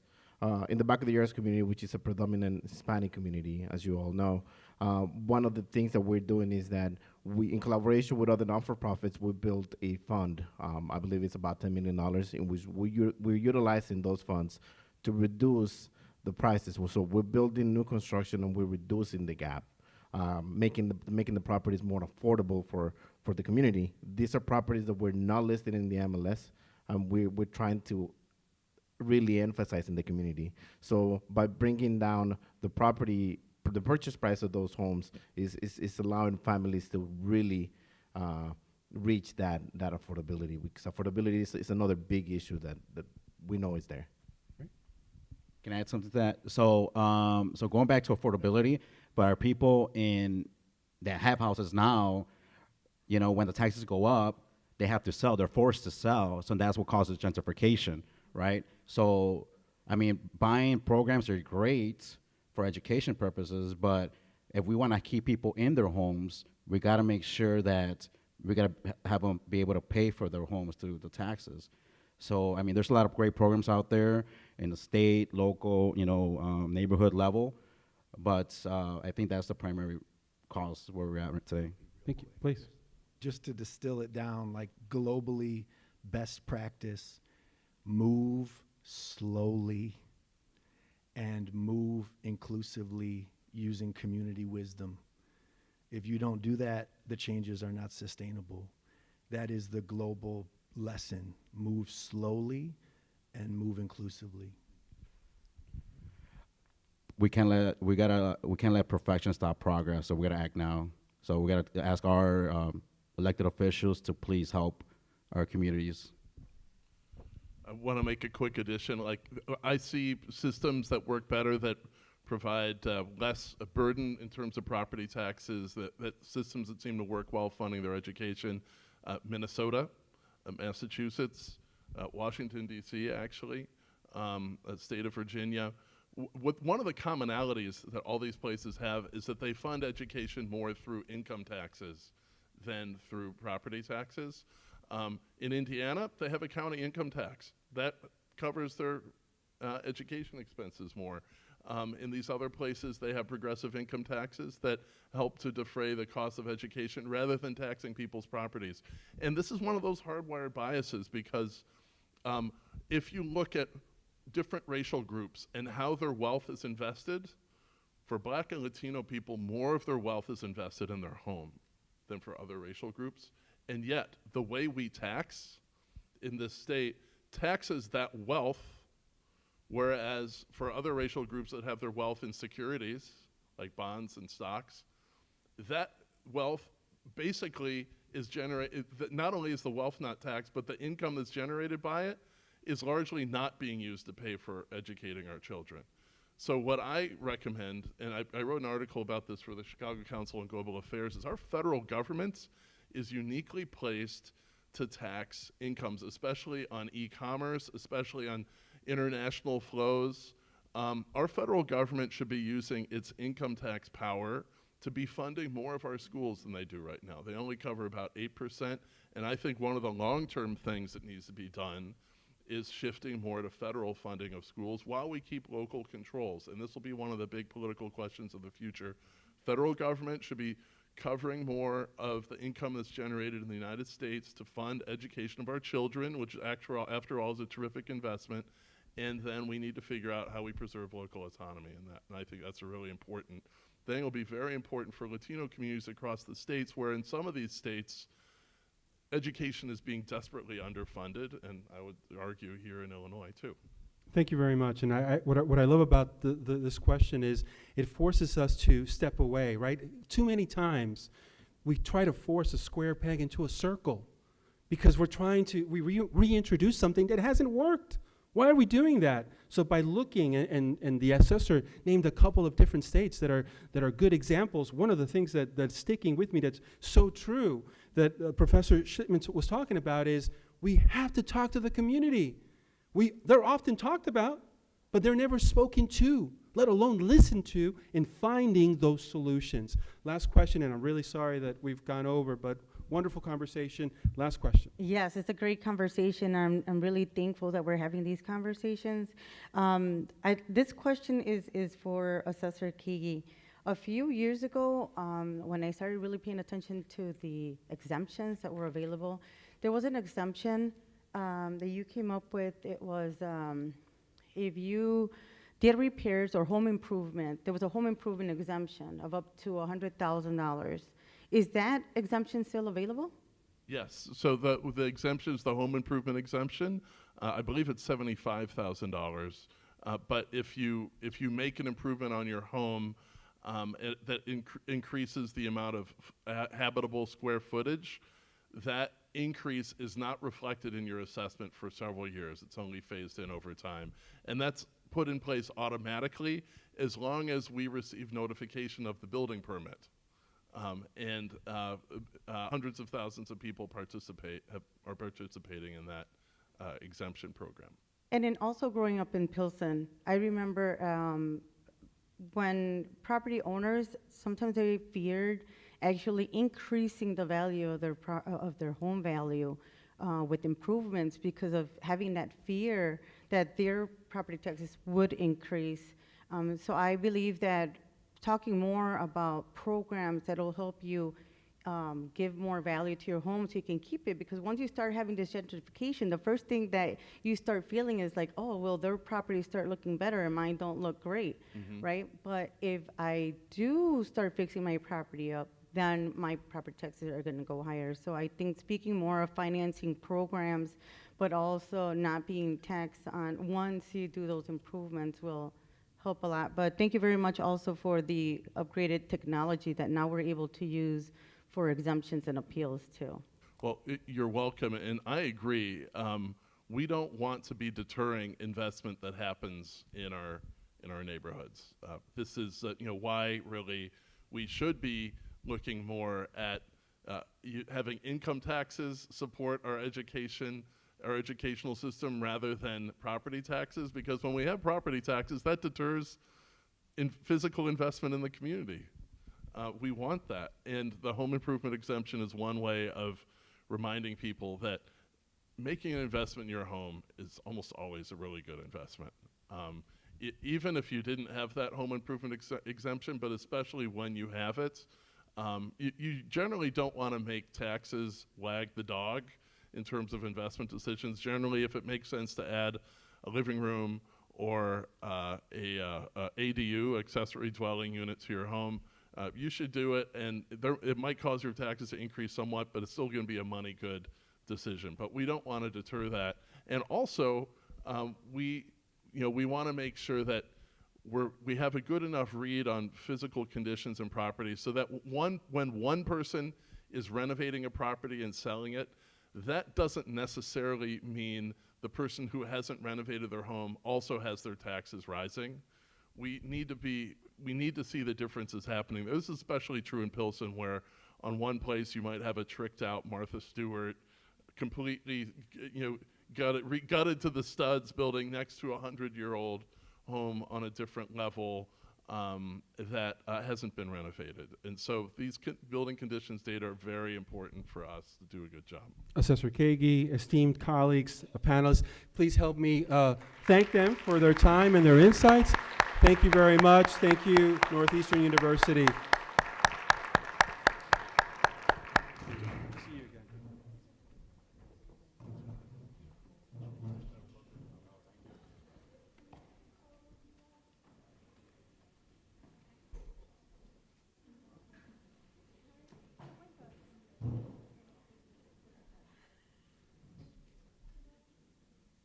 Hey, great job. Great conversation. Thank you very much. I think you should be up there.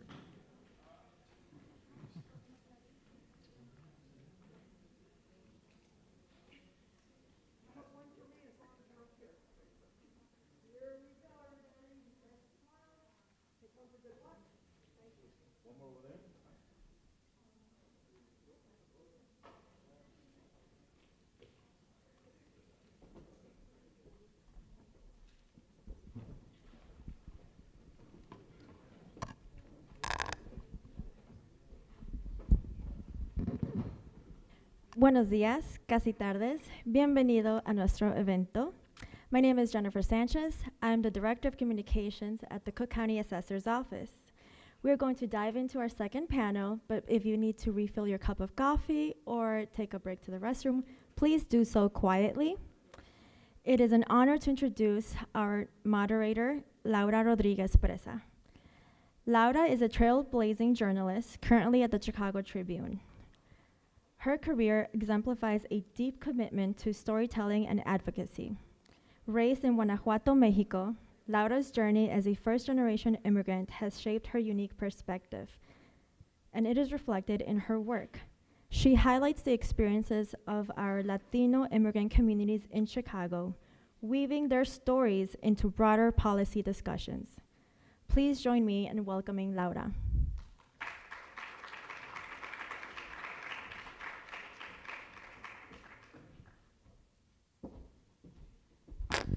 Hi everyone, I'm gonna skip the podium because I'm too short for this, but we're gonna. I know we're running a little bit out of time. It's a pleasure to be here today to speak about this important topic for our community. I'm honored to introduce our panelists. Please look into your the code to look into their full bios since we're running a little bit out of time. And we'll start with Jacqueline Pereira, Berwyn Township Assessor. Please join us on the up here.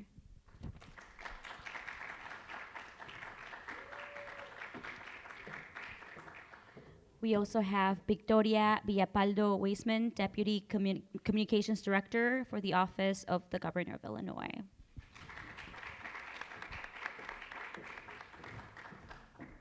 Liza Irasoke, Real Estate Broker, and she's also Government Affairs Director for, and please correct me if I'm saying this wrong, and NAREP Chicago. And finally, we have Emilio Carrasquillo, Program Manager with the Spanish Coalition for Housing. Thank you for joining us today. We'll start with you, Lisa. Please, we want to know more about the state of the Hispanic Ownership Report. I know there is a most recent report, and we want to set the stage, right? Where are we at with our buying power? Good morning, everyone. Well, the NARB actually has their State of Homeownership report. It comes out yearly. Now, one of the greatest things, and we heard it with our last panel, Hispanic homeownership has increased. In 2023, we actually saw a growth of 49.5% of homeownership throughout the US. And now this is against any other ethnic background. So we as Hispanics are very resilient and we're growing. The last time that we saw something like this was back in 2007, before '08. So we had been at 49.7%. So the growth within the Hispanic community has been really big, especially last year. We had so many things going on with the community. We saw a rise of interest rates. We saw so many barriers, but Hispanics still pushed through these barriers. Can you tell me where is the growth? And can you give us a little bit more details of who are these people that are buying? So what we're actually seeing, and if you look at the State of Homeownership report, we're seeing a lot more younger Latinos. So the medium age that we're seeing, if you see it in the report, it says 30.7, which would be that all of our age groups are between 25 to 34 years old. So we are seeing a lot of younger generation Hispanics purchasing their first home because they are seeing the trends, because they saw their parents struggle. They saw that they were having those barriers. So they're trying to push past that. Mm-hmm. Where is this all based in Illinois? Is this nationwide? If you can provide some more details as to where in the Chicago area are we seeing So we're this? actually looking, so NARB is a national organization. We have different chapters. We do have the Chicago chapter. We have actually 5 chapters within Illinois. That's how big this state is. But the report actually goes a little bit more broad within a nationwide aspect with Latinos, because we're also not only hitting this market, we're hitting all of the markets throughout the US. So we try to make sure that as an organization, we're advocating for everyone, not just for one specific area. Because at the end of the day, Latinos are everywhere. Our tios, our abuelitos, everyone's everywhere.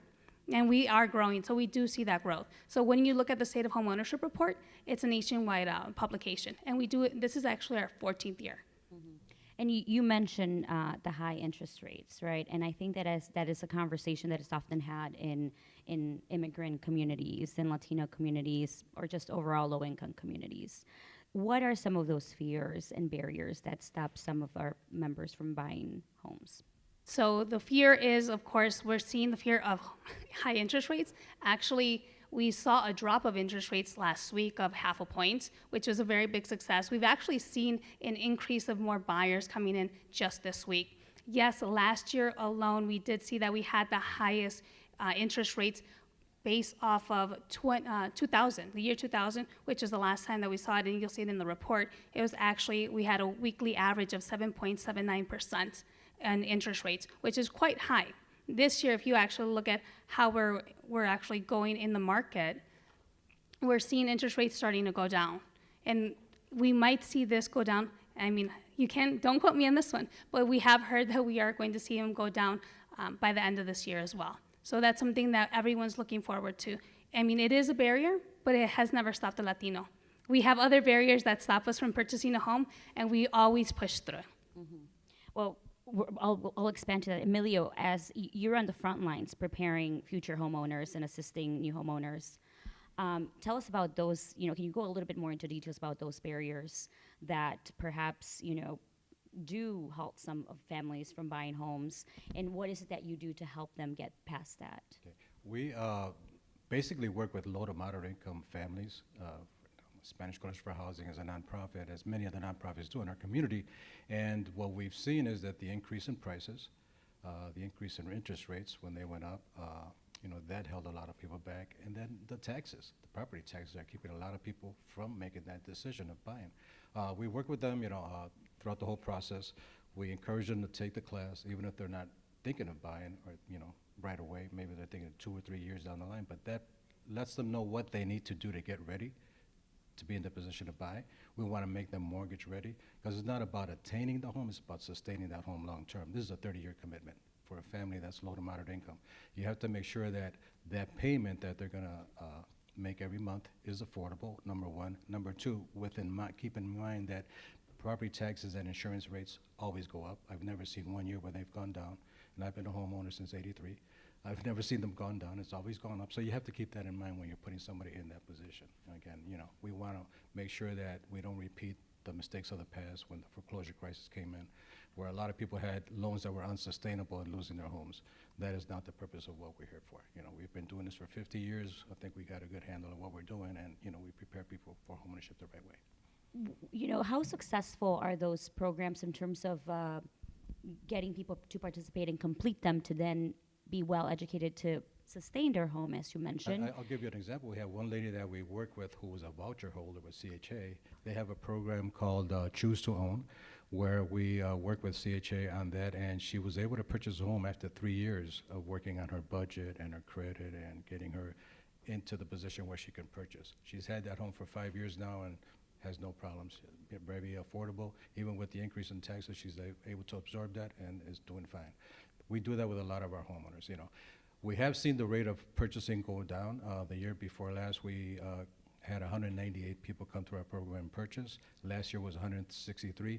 This year, as of September, we're looking at 62.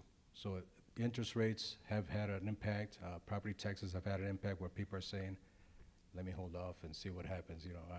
I don't want to jump in yet. And that's fine. They're making that decision on their own, and to me, it's the right decision. If they're not ready, they're not ready. You have to make sure that that person is ready for that long-term commitment. Yeah.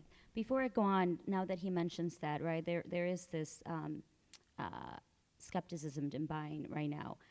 Anyone can answer this. Why is it still the right option, or why is it still encouraged, right? Lisa, maybe you can help answer that as a real estate agent. I think one of the biggest things that I tell every homeowner that I sit down before they purchase a home, I always advocate in education, educating the consumer on what they're going to purchase. Because this is, like you mentioned, this is a commitment for 30 years. This is not buying a piece of candy. This is buying a purchase that will change your whole life. It will change the generation of your family. But why is it a good time? Because at the end of the day, we have to realize, if we could think back 10 years ago, that was a good time for that person. But now 10 years now, home prices have gone up, property taxes have gone up. If you're in the right position to purchase right now, then let's do it. If you're not in the position, let's prepare you for that. Because it has to be the right time for you, not the right time for the next person. But if it is perfect for you and you can actually make it work, and you're educated and you have like a whole team behind you, let's do it. I think that's the biggest thing. It has to work for you. Do you guys agree with that? What are your thoughts on that? No, that's absolutely right, because I'm thinking about my personal history and how when my parents came to Chicago from Guadalajara, Jalisco, they waited about 8 years. Like, it took them 8 years to save enough money and to actually go through the process to purchase their first home.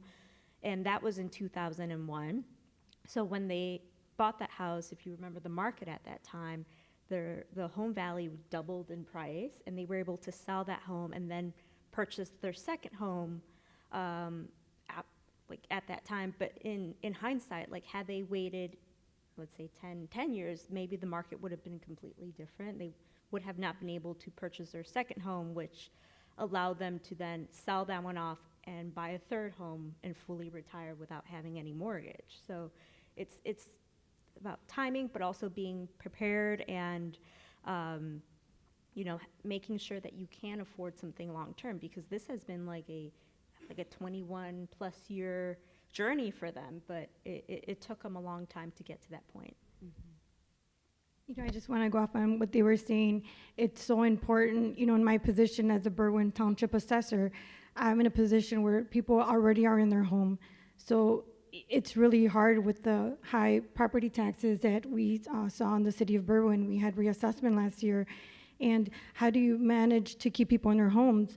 And so with my position is education is key, informing the residents that they have, that they qualify for exemptions, homeowners exemptions, senior exemptions, the senior freeze.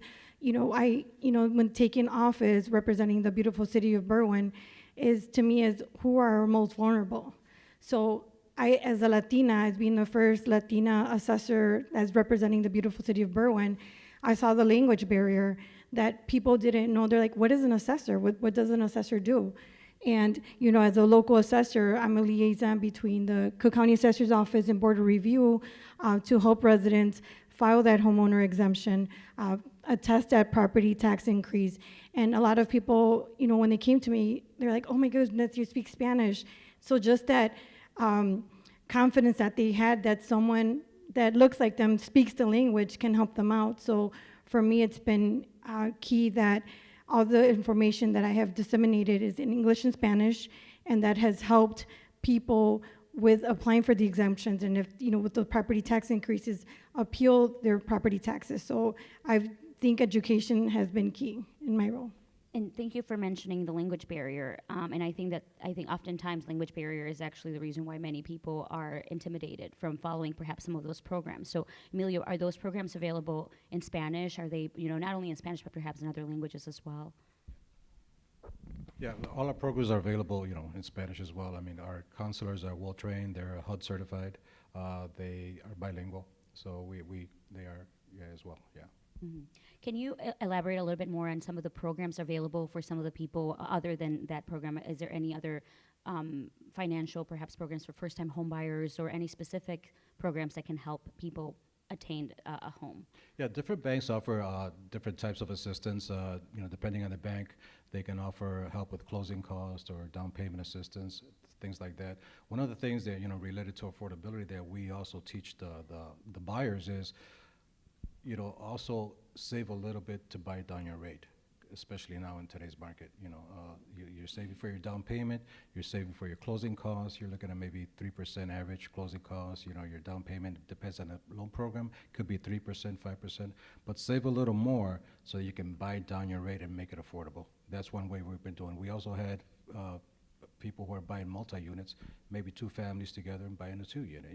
Things like that, just getting creative with the purchasing. So when I bought my place, I didn't know you could actually buy down your rate. And I think that I was really discouraged by some real estate agents not to do that, but then encouraged by others. Ultimately, I decided to do it. But what are your thoughts, Lisa? And do you encourage that? So it all comes down to the situation. Every buyer has a situation in regards to what they need. I also think that as real estate agents, we are like matchmakers. And I think I had this conversation with someone a while ago. We have to, when we do a buyer's consultation, this is me personally, and I know many of our colleagues do it as well, I try to make sure that I can put them with the best team.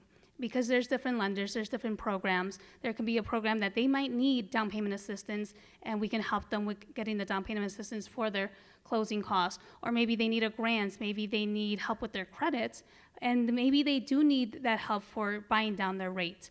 It really comes down to what do they need and what are their needs as a consumer. Is matching them with the correct lender, with the correct organization. Right now that we're seeing a lot of down payment assistance programs that are out there. One just rolled out last week again for about $25,000 for Cook County. So that's very helpful for someone that might need down payment assistance closing costs. We're also seeing a lot of banks, I know you're asking in regards to language barriers, a lot of banks are starting to implement Spanish. We're also seeing that with the Chicago Association of Realtors, they're also going to start integrating the forms and contracts to be in Spanish, because we do see a great growth of Latinos and Hispanics within our community. So they want to know what they're reading and what they're signing. Because at the end of the day, this is a big decision. Mm-hmm. Victoria, I know you went through this with your family, right? What was your role with helping your parents? And I know that's something that a lot of young Latinos go through in terms of translating, perhaps, and navigating that system. Yeah, now that I think about it, I think for the first home I wasn't really involved in translating and advocating for my parents. It was the second home, because at that point I was 14 or 15 years old. But it's not only did I help them research local banks, we went and viewed the properties, I reviewed all of the forms and the contracts, and so I was very much ingrained in that home buying process with them from start to finish. And then once the home was purchased, in appealing for like property taxes, I was also involved in that process ever since I was a teenager. And what's interesting now that I'm an adult and I own my own condo, I know how to navigate that system really well because my husband has no idea. He just kind of like leaves it up to me. But it's like a blessing in disguise, right? I've done this for over 15 years and it's not new to me anymore. It's not intimidating or scary, but because I was part of it so early on. And do you, how was, when you started your buying process, yes, did you go back to, your parents' experience, and how did you navigate that moment? Oh, absolutely. I knew like which questions to ask. When you were talking about buying down the points, that was the first thing I asked. And what our lender told us, if you plan to be in this property for 10 years or longer, do it, otherwise it's not worth it. And at that time, we didn't know how long we were going to have this condo because we're a young family. We want to have a family in the future, and a 2-bedroom is not a lot of space. So we decided against it. But it's meant to be like, what is the need that you have at that time, and then we move forward with it. So yeah, I go back to that process all the time, even for filing for like the homeowner's exemption. I was shocked when I got my property tax bill that the previous owner had been in that unit for like 15 years and never filed for it. And it was the first thing I filed for because I had always done that for my parents. So, like going back to this process, seeing what people may or may not know is really interesting because, like I said, I've been part of it for a long time. Jackie, you mentioned having and sharing this possibilities with the residents. How do you do that? What outreach do you use to make sure that the information is well spread and people that need it get it? So I do extensive outreach in our community. I took office in 2021, and we were going through COVID, so our previous assessor started a drive-through appeals process. So it's kind of like Chick-fil-A. I set up the cones, and I have the residents coming in their car, and I would, there with my beautiful staff, thank you staff, helping me file these property taxes for the residents because we didn't want all these people in our office. So during those, 28 days or 30 days that we're open for appeals, I do 4 or 5 workshops, and I always make sure that I tell the Cook County Assessor's Office or Board of Review that I want the presentation in English and Spanish so our residents know what they're speaking about and what they're there to help them with.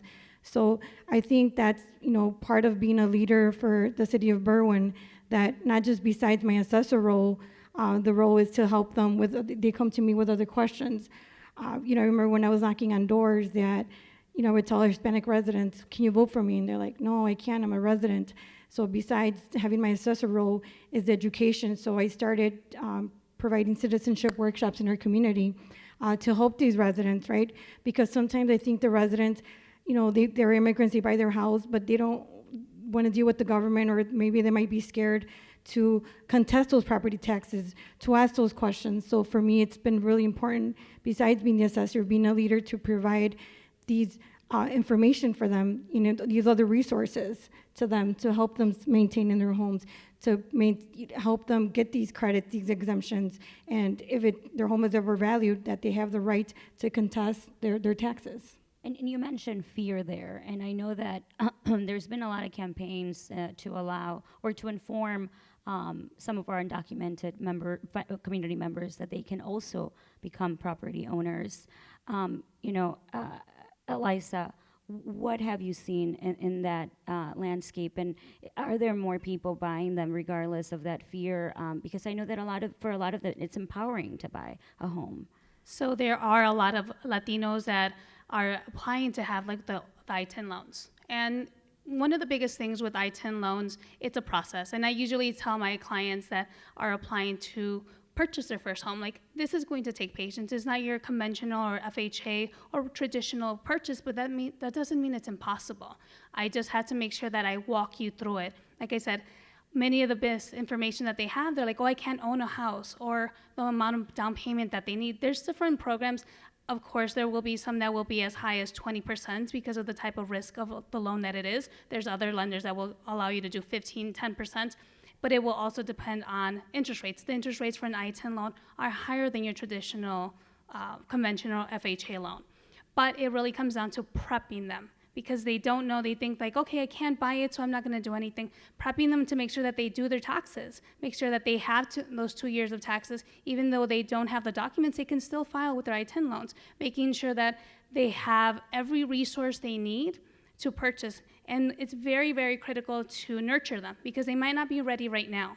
But I don't want to let them know, I'm like, hey, you can't buy right now. I'm like, no, so let's work on you today so I can get you ready in 1 year, 2 years, 3 years, whenever we need, whenever it's possible, because there are different things that they can do to purchase a home. So the fear is there, but it's always sitting down with them and guiding them, because if you don't guide the person, they're going to be like, okay, I can't do this. I always believe in knowledge is power. Do you have any data on the state of homeownership within the undocumented community? I know that I had read something recently about how their loans are the least delinquent ones.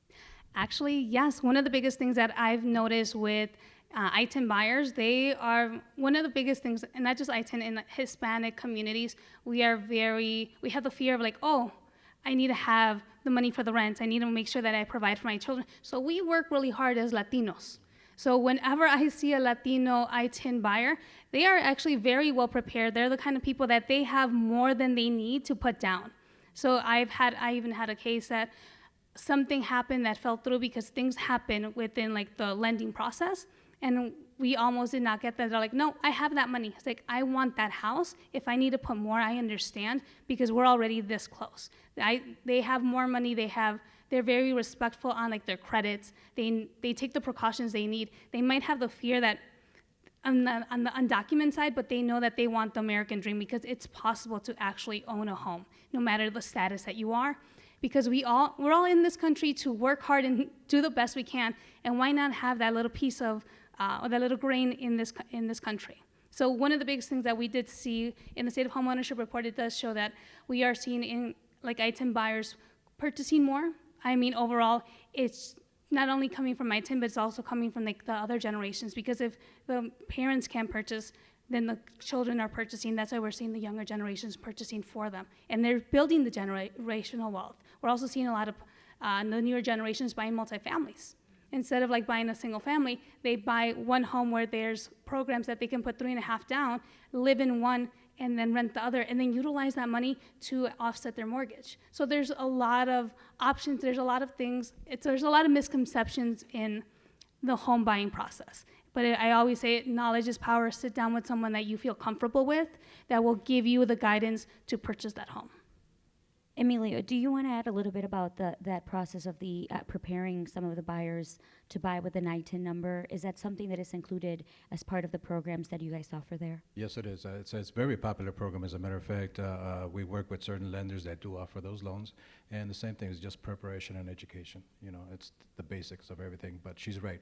Those loans traditionally you rarely see one of those loans default. Rarely. I mean, everybody in the household contributes. You know, it's a family thing, right? It's something that we as Latinos want to accomplish. You know, and I'm proud to say that, and I'm proud to say that's the truth. Yeah. So we have focused primarily on home ownership, but we know that Latinos are also landlords. As you both mentioned, there's also a lot of multi-unit buying. Emilio, what can you tell us on how to interact with, how can you tell us how do you interact with owner of smaller units? What resources are available to them? Spanish Coalition has a landlord association, Chicago Bilingual Landlord Association, known as CBLA. We work with 2 to 4 unit landlords and throughout the Chicagoland area.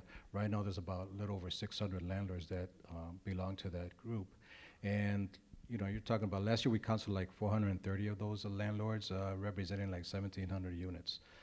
You know, and we help them with leases, with notices, 5-day notices, 10-day notices, 30, 60, 120-day notices.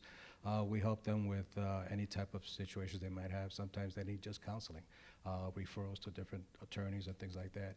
We're seeing a lot of those landlords struggling right now. The increase in property taxes has hurt them a lot. And you have a lot of homeowners that have been there long-term homeowners. You know, maybe they're not retired, they're on fixed income. They're depending on that income from that other apartment to help them pay that mortgage. When that tenant stops paying for whatever reason, now they're in trouble. You know, we're seeing a lot of that. Filing an eviction is expensive, and it takes a lot of time, and it's very time-consuming. And you have to know what you're doing. If it gets kicked out of court, you're gonna have to start the process all over again, which is more time. We recommend they work with an attorney. Affording an attorney is an issue, you know, for a lot of those homeowners. A lot of deferred maintenance in these older homes where they have no choice but to raise the rents, and they might have a long-term tenant.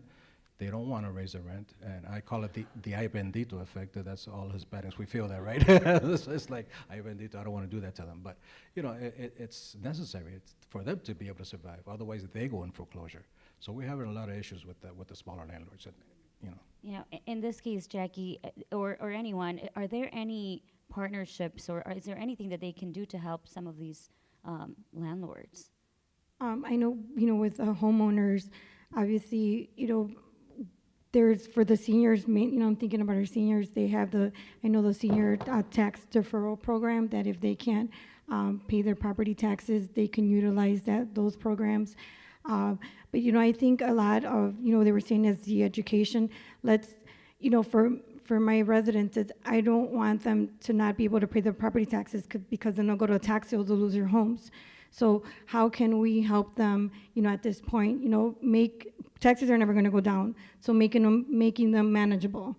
So for me is, you know, doing these workshops, you know, if they think their valuation is too high, appeal your property taxes. You can appeal with the Cook County Assessor's Office Board of Review before we get to that point. So there are programs, and I think that, you know, I have been speaking with Senator Rashid, Senator Porfirio, and, you know, working with the City of Berwyn Mayor, just all of us trying to see how we can work together to try to, you know, help our residents and I guess deter them, or not deter them, but to help them, educate them. And there's these resources out there. File your exemptions. And, you know, I've been seeing a lot of residents that they don't understand their mortgage. When their taxes go up, their mortgage goes up, right? So then they come to me, they don't understand the escrow, that they're escrowing up, so they need to pay that escrow because then the mortgage is gonna go up. So is educating them before they get into their homes. And, you know, I was speaking to Liza that, you know, I want a partnership with realtors, and I know that she gives us that information that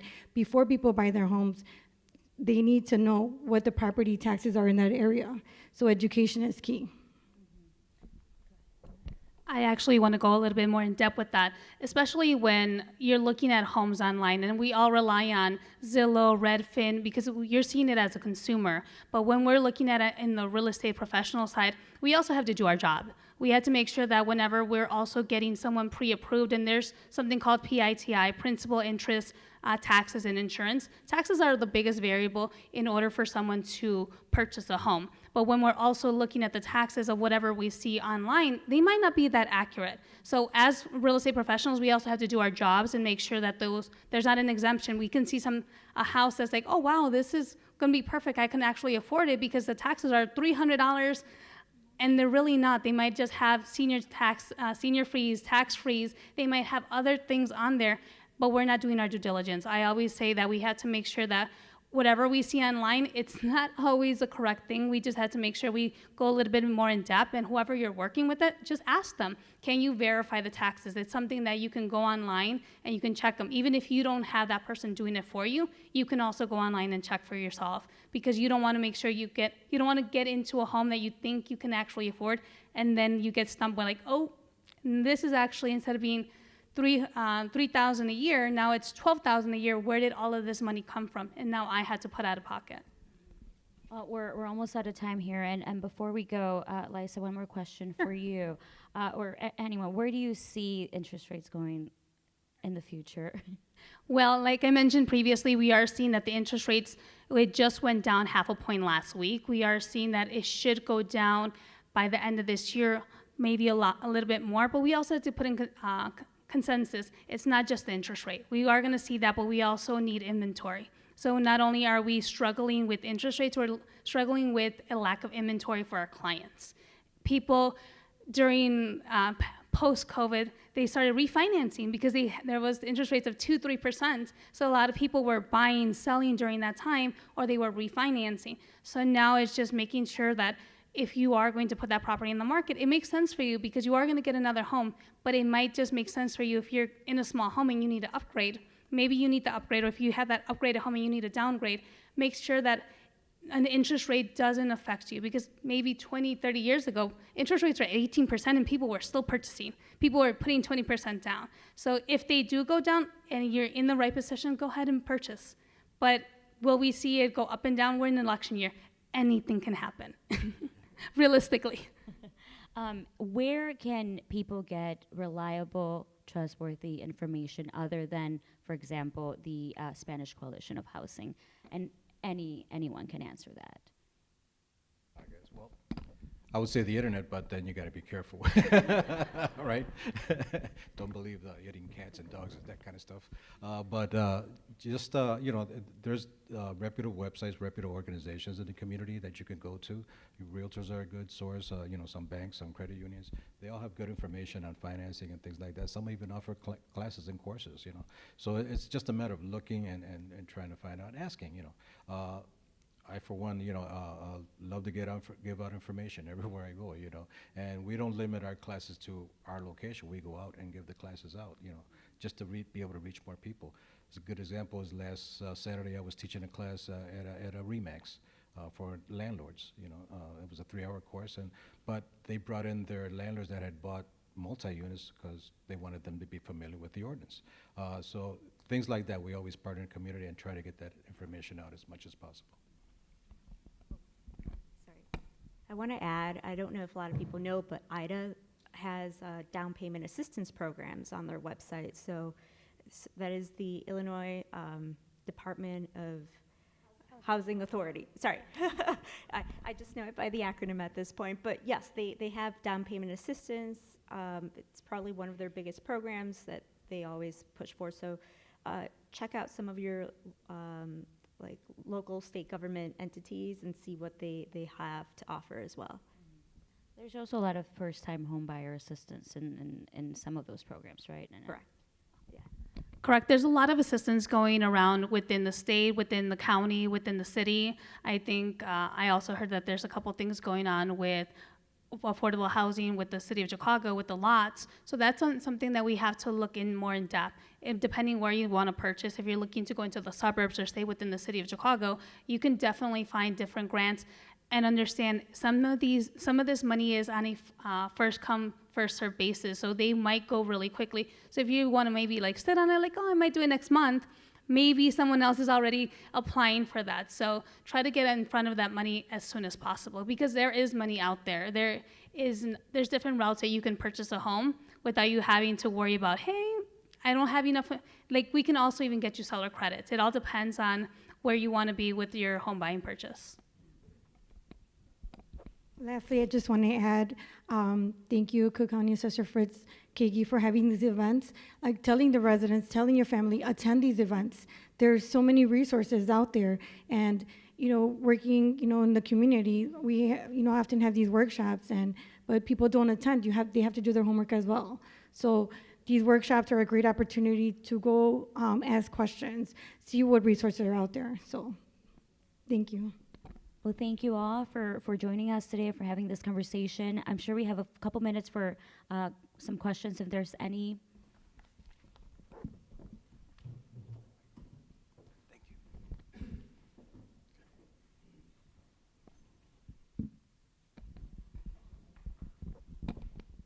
Thank you. You talked a lot about like ownership and like people with ITIN. I was just wondering if there were any particular barriers that you've encountered or that people with DACA should be aware of, because I've noticed that DACA specifically, like you can't get health insurance, but that's another topic, but there are so many limitations on people with that status that I just wanted to know if there were anything that people should be looking out for. And I'm assuming this question was for me. Well, one of the biggest things that we see, so we do have ITIN loans, and we do see our DACA and our Dreamers. So DACA and Dreamers, they can apply for like the 3.5% down. So there are different programs. They have less limitations than an I-10. You have to realize with an I-10, because they don't have like the documents they ask, they are a higher risk loan for them. As dreamers, you guys do have a lot more accessibility. I would always recommend to sit down with like a lender. The lenders will definitely let you know what will be the best route for you. So when it comes to like barriers, there's not as many as if it were with an I-10 loan. Other questions?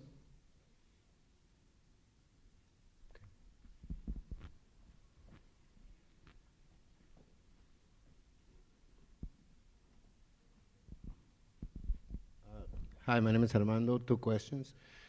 She's from Colombia, and we were wondering about buying with low credit.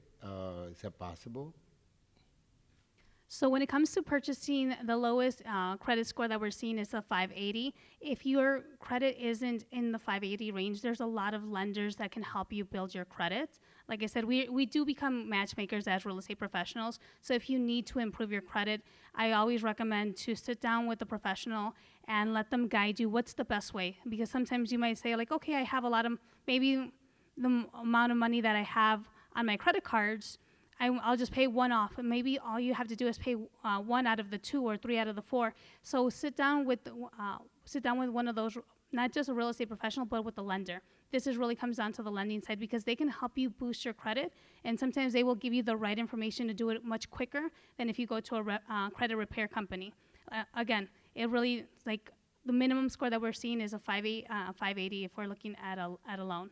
But it will, and there's a lot of things that will come into play when purchasing a home. Not only credit, your debt to income ratio, if you've actually filed your taxes, everything comes into play. Like I said, it really comes down when you're purchasing a home to sitting down and getting a full consultation. Many of these professionals that you see here in the room, they'll sit down with you maybe 1 hour, 2 hours, because there's a lot of questions when purchasing your first home. Thank you. One thing to keep in mind also is the fact that if you have a low credit score, your interest rate is going to be higher. You know, the higher your credit score, the lower your interest rate. So you want to have an interest rate that's going to be sustainable going forward. Remember I talked about we want to make sure that payment is affordable? That's what you got to look at. You know, maybe you have to work on your credit a little more, work with a housing counselor. You know, it's free of charge. Just go and talk to them. They can set a program for you, work out a budget, a plan so that you can start increasing your savings, increasing your credit score, reducing your debt, whatever it is that you want to accomplish. Like I said, we had one lady we worked with 3 years in order to get her mortgage ready. But it was worth it. Wow, because now she's not struggling, you know. So there's a lot of people that can buy at 580. There's programs for that. But don't put a rope around your neck. You know, you got to think about not only today, but it's a 30-year commitment, okay? So you want to do it the right way. Right there.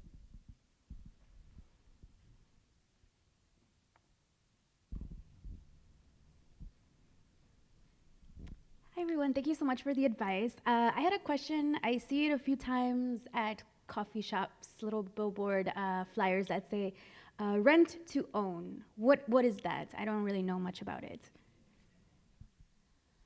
Well, rent to own is, I don't personally work with the rent to own, but in rent to own means that you would be renting. This is almost like seller financing. You're actually being financed by the landlord or by the owner of the property. You're renting and to own. I would always let you know, seek out legal counsel to know that if that's a best way for you, because you also want to make sure you know what you're getting yourself into. So I mean, it's something that if that works for you, that's great. But if you can actually go through the hoops and actually get yourself a home through the proper the channels that have home buying with like a lender, getting everything correctly, I would do that. I would recommend that for you.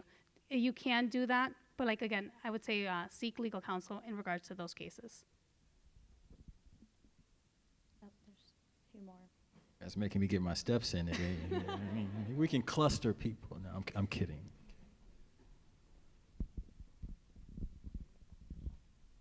I did see you over there, and I thought, let me give him a workout. Liza, thank you for being here. Emilio and the rest, thank you for all of the information that you guys are providing. Right now, as Emilio mentioned about you're working with a future home buyer for about 3 years.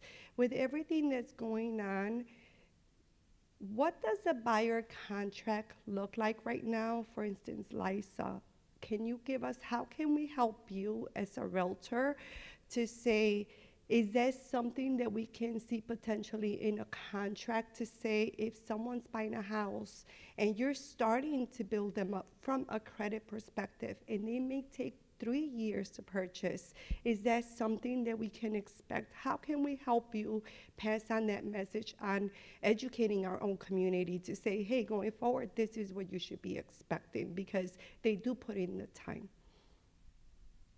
Thank you, Ruby. In regards to like preparing a buyer and looking into the contract, so when we're looking in the contract perspective, it's more once we're putting in an offer. When we're preparing a buyer to purchase, like Emilio had mentioned and how everyone's mentioned here, you had to look at the circumstances of each consumer. Each consumer might have different things in the works. They might need to work on their credit. They might need to work on saving money for down payment. So it's sitting down and being more in depth on each particular situation, because not only are we looking at down payment, we're looking at closing costs, we're looking that you had to pay for an attorney, you had to pay for an inspection meanwhile you're purchasing a home. So there's different steps. There's also an appraisal that has to be paid on the lending side. So it's not just having the down payment money, it's preparing them so they can be financially well, also making sure that their credit is correct to make sure that they do get the interest rate that they need. So it's just, again, education and the knowledge is power, making sure that you go to the correct organizations, the correct people to prepare you for that purchase.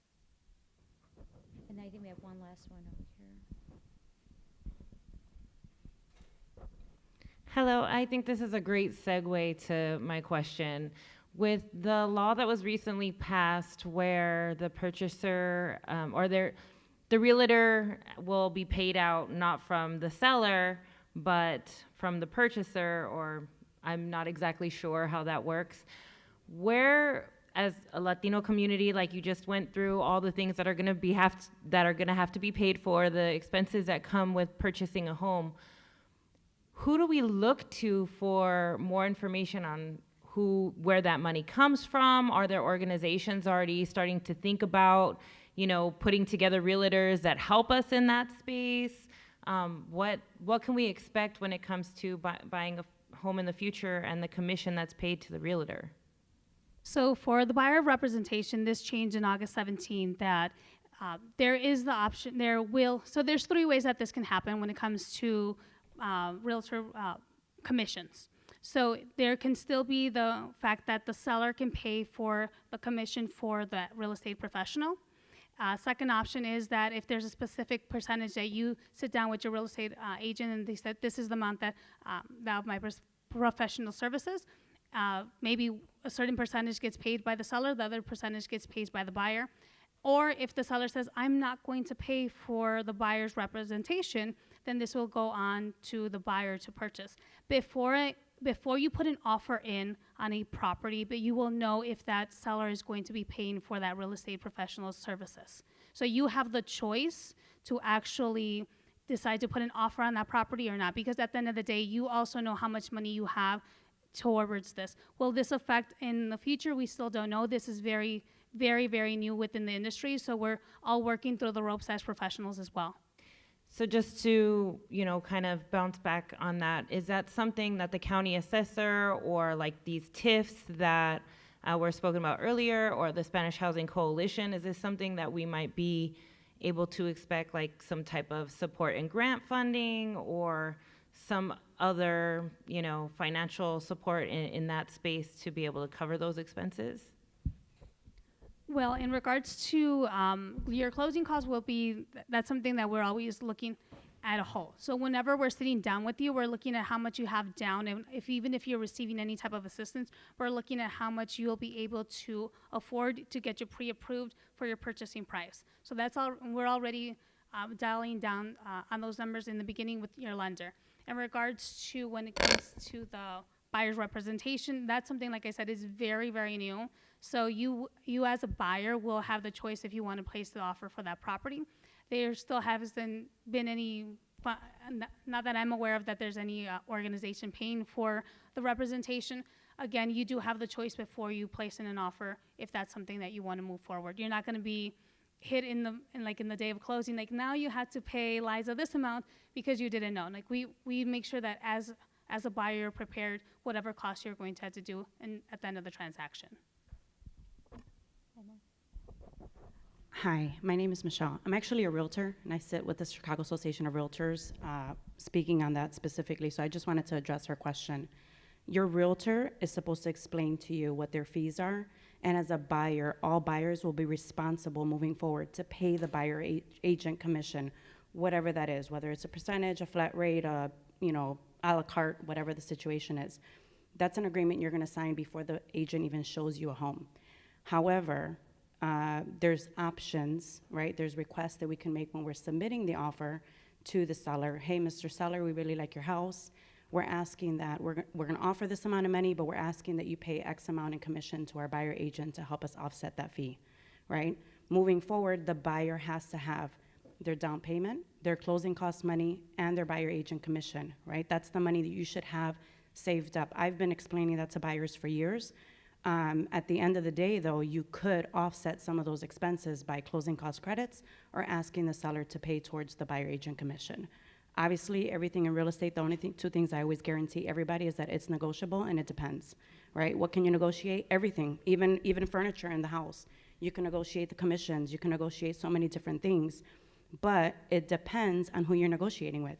Who's the listing agent? Who's the seller? What's the seller's situation? Do they have the money to give you that credit, right? We don't know that. We don't know if they're making enough money on the sale of that property. So just work with somebody that you trust, that's gonna educate you, that's gonna hold your hand, because the process is stressful, and you need all the education before you start the process. But save your pennies, because every penny counts. And then we have one more up here. Hold on, I'm gonna get you the mic. We're actually streaming online, so I want people to hear you. I think this is the last question. Yell. Where can I go to learn about putting my home into a trust? I've asked different places and they don't really want to tell you. I know that if somebody bought something already, but now you want to put it into a trust, how does somebody go about that, or where do you go to learn about it? Most of the time that I would say for putting it into a trust, talk to an attorney. A real estate attorney will be able to guide you on that course, because they're the ones that will be guiding you with putting it into the trust. So even if you go to any real estate professional, they'll probably tell you to go to an attorney. Or an estate attorney, because that's for wills and living trusts, so an estate attorney. Well, thank you all for joining us today, and thanks to our panelists. We hope this information was helpful, and now I'll pass on to Jennifer for closing remarks. So.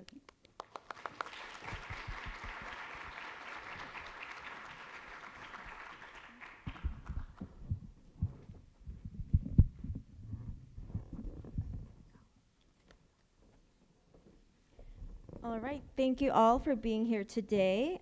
Big thank you to our attendees, our panelists, speakers, resource partners, and the Assessor's Office team members who helped make this event happen. I want to emphasize something that was brought up during the panel for our undocumented immigrant homeowners. Please note that regardless of your citizenship status, you are entitled to your property tax saving exemptions. You can apply online at cookcountyassessor.com at one of our branch offices, or we have many community events. That event list is online at cookcountyassessor.com. We have 3 upcoming events where our outreach team will be at the Consulate of Mexico, Guatemala, and Ecuador.